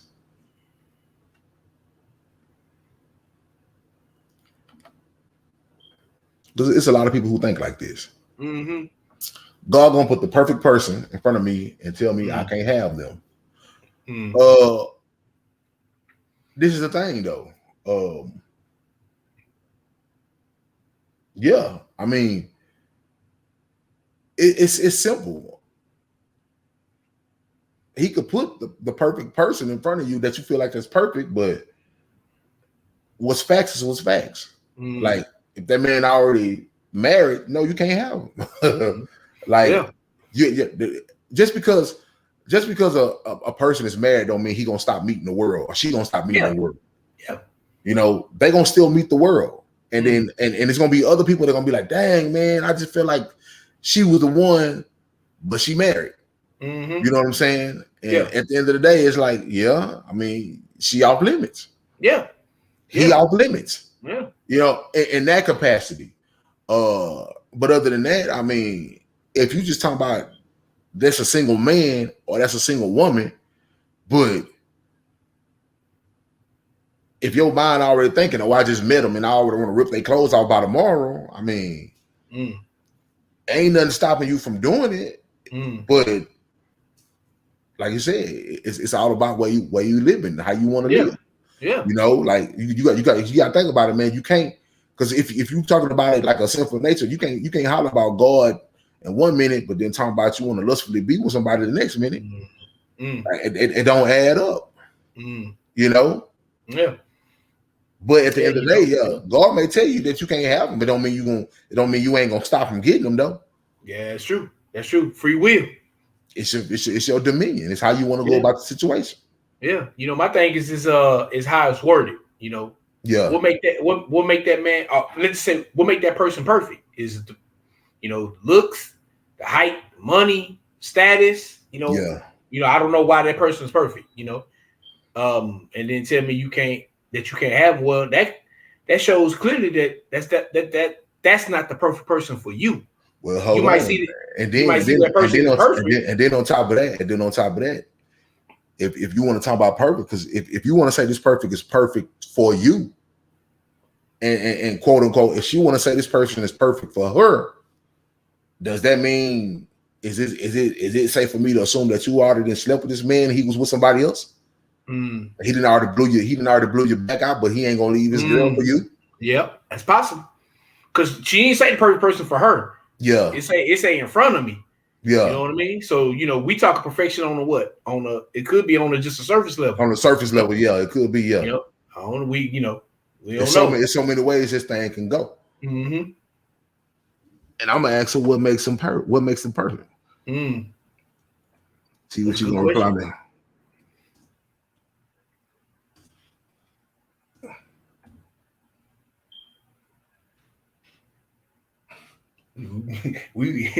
You get a reply. Hey man, we have to run that one again. You know what I mean? We might have to go back and visit if I get a reply. Yeah. So yeah, it's so many ways that you can go with that. Yeah. Our his and her picks are what about those shoes? Why do men get weird about talking to women with large social media? Oh, okay, let's see. I see that a lot. Why do men get weird about talking to women with a large social media following? I want someone that doesn't have thousands of followers. Okay. Well, yeah. I mean, because they know it's a lot of male attention that you're getting. You know.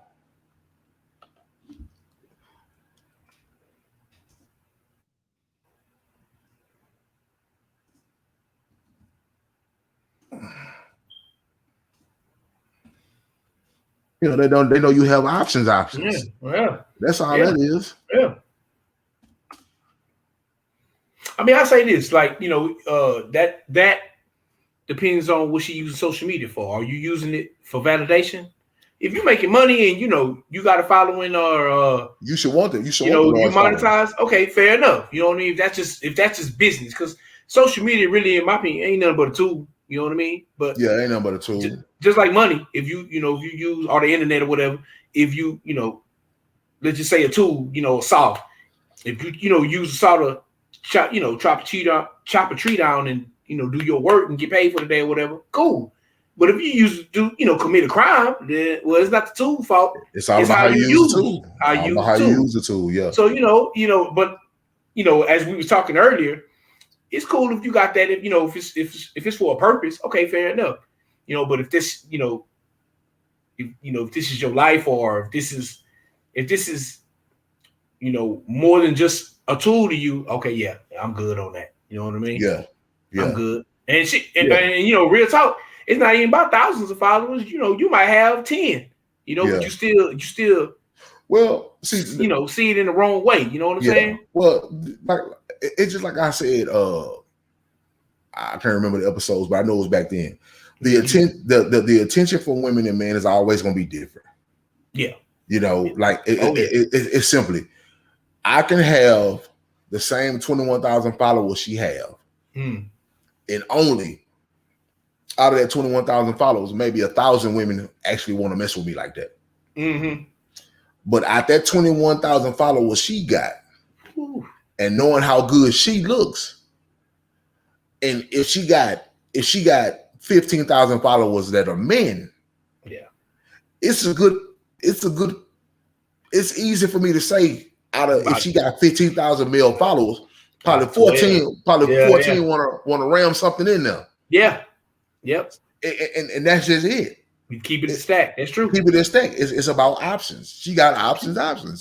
And think about this: if we had the options that she had, it still would be an issue, because you wouldn't want your girl having an option that she can wake up to 15,000, 14,000 men that want to ram something in her, and some of them, and that in the eyes of the world, some of them may look better than you. Some of them may got more money than you. Some of them may taller than you. Some of them may more muscular. You got all these. If you paying attention to what the world thinking and not focusing on just your relationship with this person, you're gonna be insecure of all these other factors. Yeah, she just got options, man. Yeah, And at the end of the day, it's like, you know, even if she didn't have a following, even if y'all was just walking through a crowded place, even if y'all was in a stadium and nobody ever knew her, but when they finally see her and they see this good looking woman, yeah, it most likely ain't gonna be too many men in that stadium ain't gonna want to know who she is. That's what it is. Yeah, that's just what comes with being a woman in this high lust world. Mm-hmm. You know, it's majority of the time somebody gonna always want to put something in that cave. Yeah. You know what I'm saying? And that's just it. Yeah. And if a man, if you can't handle that, yeah, you know, I mean, you might as well go find someone who got 200 or 300 followers and call it a day. But like I said, even with 200 or 300, if it's dudes, she still got 275. Hey, I'm just saying. You know, so like we were talking earlier, you better vet. You know what I mean? Bet. Yeah, you got 275. You got 275 who still want to be a bucko with her, huh? Come on, man. Yeah, come on, man. Guts, brother. That's what they want. Yeah, it's all okay. Yeah.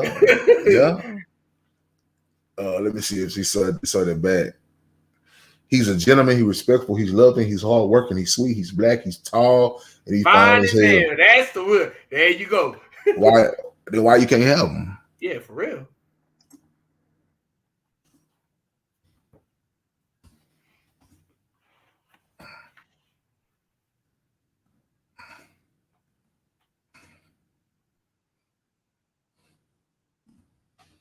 And why you can't have him? Yeah. Got somebody else. We know what the answer is, man. Yeah. Got somebody else, most likely, yeah. Come on, man. Most likely.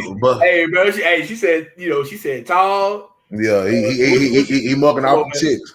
Come on, man. You know, that's fine as hell. Come on, man. I mean, did she talk about his character? Just say respectful, nice. So respectful and loving. Okay. She said he respectful and loving. So where's loving at? Yeah, for real. Who he loving? He ain't loving you. Come on, man.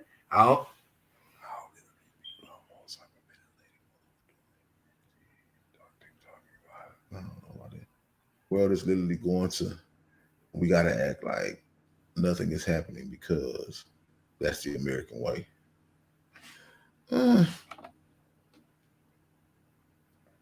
She said the world is literally going to SHIT, but we got to act like nothing is happening because it's literally the American way. I don't know if that's America, man. Well, I mean, as a country, you know, we so used to being so dominant that it's like we're gonna always win at the end of the day. It's kind of like think about it. If you make the America look like Captain America, it's like we always gonna find a way. We got it. We gonna win. We gonna the fight's gonna be tough, but trust me, we're gonna come out at the end. It's the American way. You know what I mean? Like, yeah. I get what she's saying. Yeah. You know, we always gotta, you know, nobody can show concern because concern is equivalent to weakness. You know, concern is equivalent to weakness. And then when you have other world powers who are led by like the Vladimir Putins and the Kim Jong Uns and all the people who are real, like you got to understand. Like, don't get me wrong. I think Joe Biden, who is the leader of our nation over here, I think he's ruthless to a degree, but I don't think he is ruthless as those people. Yeah. You know what I mean? So, I mean, I can't really. What you think about that, man? I mean, it's only reason I say it's not the American way, you know, because the thing started with the world going to SHIT. You right? Exactly. So you know, I mean, you right. America is definitely, probably the most known country, the most popular, however you want to say it in the world. Fair enough, you know, but it's we're not the only country, you know. Exactly. You know, I think it's more about the times we live in. I think that's you know, like you said, we in times of famine now. You know what I mean? Because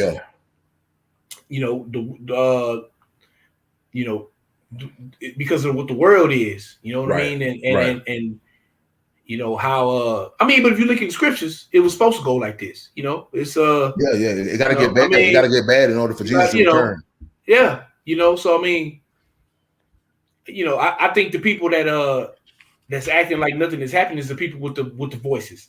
You know what I mean? The people that people pay attention to, because it's a lot of people over there talking, you know, speaking on the fact that the world going to SHIT. You know what I mean?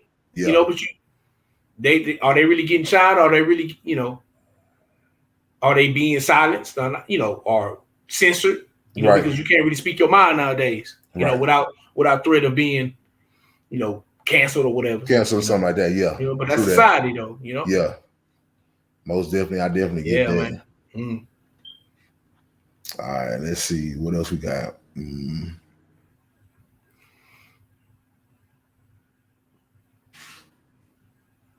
Boy, Tantric.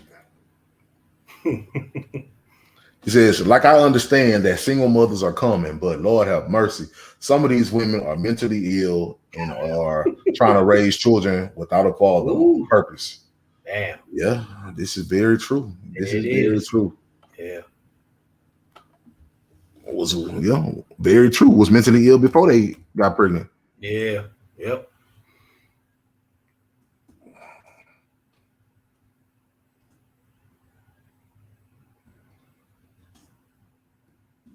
We got to get him on the show, man. He always drop a fire tweet like damn day every day. I see my brother. Yeah. He be on it.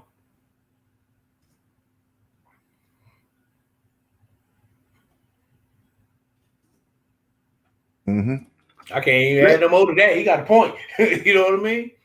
Let's keep it a stack. If you look at most of these people a lot of these people who are having kids, they are already battling depression before they got into these relationships. They battling all kind of other mental illnesses, the schizophrenia, the bipolar disorders. They was battling all this, the hopelessness, all this stuff they was battling before they got in a relationship, and they thought that being attached to another person and having a lot of sex was going to change it. And it doesn't. And then you end up producing kids out of it. Don't you? You have to understand there's a lot of people, I'll put it like this. Think of how many people who have garnered and fathered kids and mother kids that didn't graduate from high school. Don't like who has, you know, 4th, 5th grade reading levels.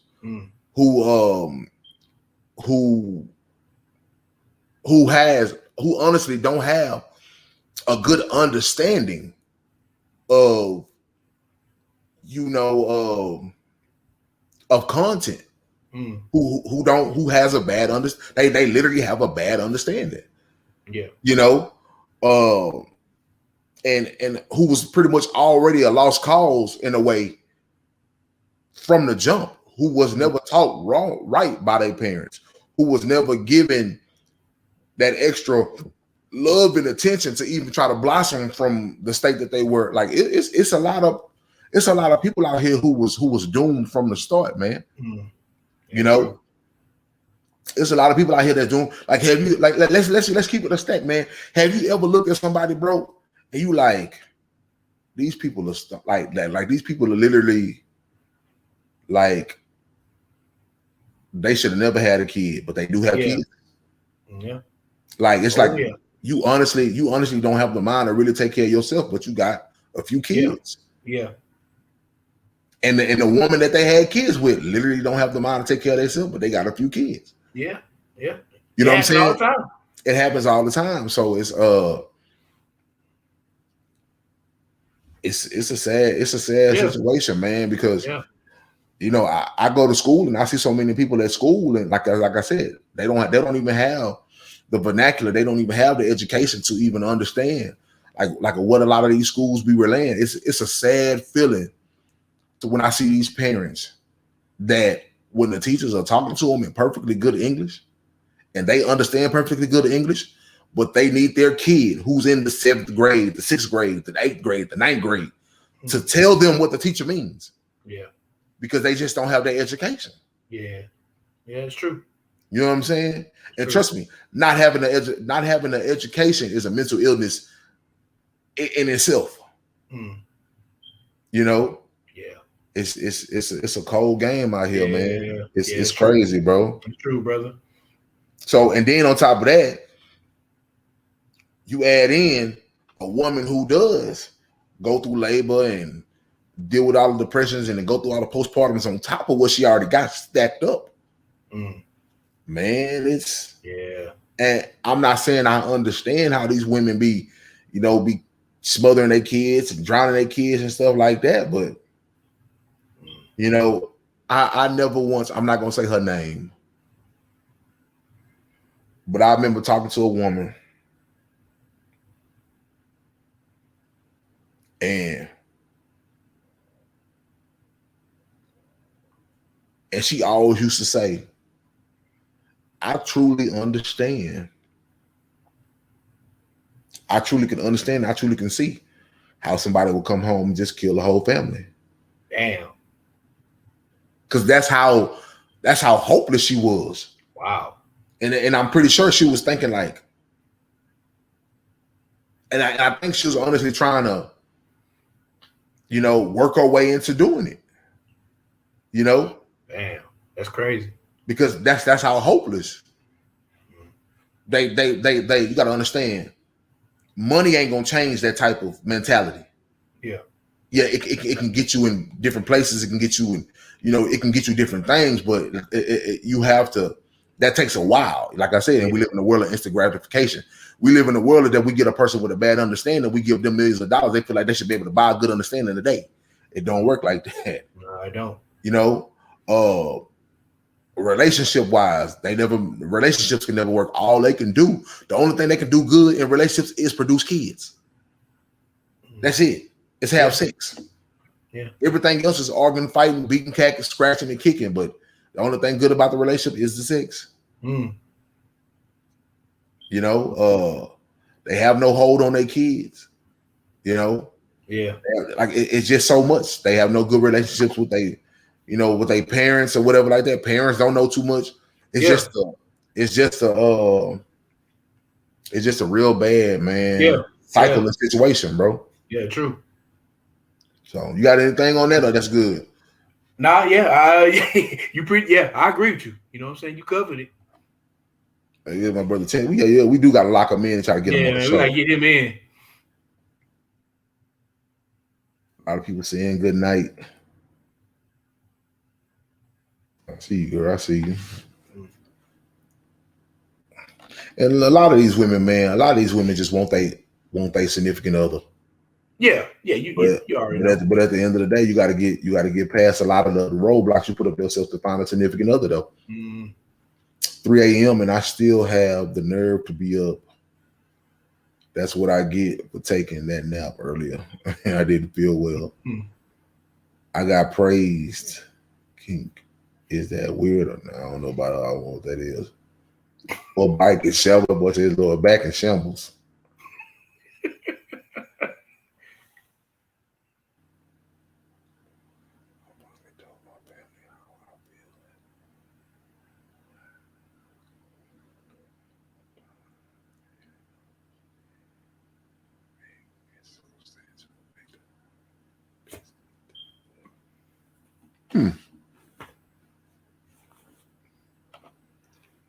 Let's see, we might close out with this one. He says, I finally did what I was fearful to do.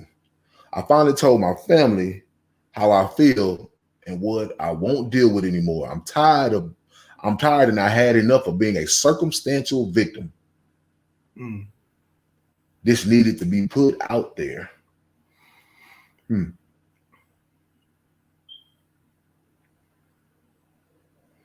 Well, like the first lady said, good for you, because obviously it's kind of vague because we don't know exactly what he was talking about. It says it takes courage to do what you did, sir. You stood up for yourself and set the boundaries. That's awesome. Yeah, it was due season to finally go. That's a good vague answer to a vague statement. I say this, man. I say this. I think family, has a tendency to, what's the word I'm looking for, man? Try to, since they're the closest to you, they can try to, take advantage of you. You got to, sometimes you got to check your family. You know what I mean? Can't, So I'm with him on that. Yeah. We can't let nobody blood the other war disrespect you or, like you say, make you a circumstantial victim. Yeah. I feel him on that. Yeah, like you said, it is vague though. Yeah. So one thing I love, like you said, people who feel like that, you know what you standing on, and you know what you're dealing with. So you did what you had to do, and there's nothing wrong with that. And trust me, either your family looking at the situation and saying like, well, we finally glad he came around. We was waiting. Yeah. Or they looking at him and like, it's gonna be some separation. Yeah. Going on. Either way, my brother or anybody who feel the same way, obviously because it got 27 likes, so it's other people who feel the same way. Yeah. If you feel the same way, just don't look back. And I know it's gonna be hard to cut certain people off and not really have as strong of a bond or relationship with certain people that you are blood family with, but it has to be there. It has to be there where it comes. Yeah, that's true. Especially when you always saying you feeling like a circumstantial victim, and you got to think how many times are you feeling like a circumstantial victim when it comes to dealing with your family? Yeah. Are your family bullying you to feel like you have to move how the family move or operate how the family operate? Yeah, you might have to cut ties for that in order for you, because in order for you to have your own, you have to definitely you definitely have to separate from what your family got going on. Not saying that you can't respect what they got, and you can't learn from what they got, but like we said earlier, man, you got to learn how to keep the gems and drop the junk. Drop the junk, yeah. Keep the gems and drop the junk, and that's even with your own family. Yeah. When they say something that's gem worthy, take it into account. When they talk about that junk, hey man, I got to get up out of here. You know what I'm saying? I love y'all. I ain't trying to hear that. I ain't trying to hear that. It's time for me to rock and roll. Yeah. It's simple as that. Yeah. You'll be better for it, and hopefully y'all can sit down and they can respect your mind, and yeah, I agree. So with that, man, Rotique, man, it's 3:00, so we're gonna go ahead. I know it's a lot more that I can find. I'm pretty sure because it was just starting to get good. It was just starting to warm up. I'm gonna go ahead and shut it down. Yeah, we're gonna have to come back live from TL1. You know what I'm saying? Once we get back in the flow of it, Yeah. We're gonna be back. All right. With that being said, we're about to shut this thing down with a little bit of Podcouragement. We're at the 2 hour and 27 minute mark. It's 3 a.m. Yeah. Oh yeah. I do. But, before I get into that, man, I definitely want to, shout out to all the, y'all know who we shouting out. House cleaning. Suspect. Don, Troy, Denise. Yeah. My aunt, Jason T. At the Very Opinionated Show. Him and Max and Snow. Man, they just got back out there last week, man. I was on the episode with him last week. You know what I mean? You job with him? I need to go check it out. Man. Yeah. Y'all go check them out, man. What they were talking about? How divorce affects the family. We was going in depth because that's my aunt. So we was hey man, y'all go check that out. You know what I mean? They was cooking. I definitely got it. I wish I was a part of that. Man, I know, man. They dropped another one. A couple days later. I wish I was part of that one too, but I had to go to the J. But yeah, they back in the swing of things, man. Man, go check them out. And shout out to my boy Dylan, JC, Dre Day, Pat, Smiley Face. You know what I mean? But definitely, and all the people that's supporting us and all the haters. You know what I mean? But man, Podcouragement definitely just stick to your guns. You know what I mean? If you because not piling on Messiah, but what he said earlier, he was at a point in his life where he was telling me some stuff that he know shouldn't have been telling me. So I had to take that with a grain of salt and be like, nah, man, I'm gonna do this. You know what I mean? And I had to make that choice back in the day. So if you know in your heart that what you're doing, is best for you, you gotta stay on that path. You know what I mean? And man, like I say, shout out to Shout out to Messiah Boss for owning that and turning away from that. And now, now he telling people the real deal. That's, it takes a big man to do that, bro. I respect that. You know what I'm saying? So, like I say, just stick to what you know is right in your heart, and you know what I'm saying, and be you. What about you, my brother?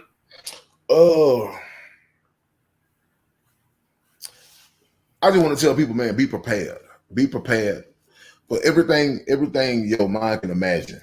It's nothing wrong with being prepared for it. Yeah. The reality of it is, man, is you can have so many different things going on in your life, and everything you got going on don't necessarily get the same amount of time from you, but you don't know what's going to pop.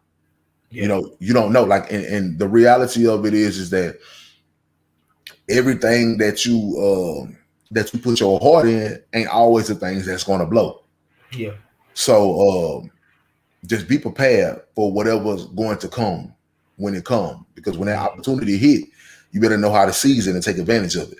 Yeah. You better know how to put that opportunity in motion when it comes. Yeah. And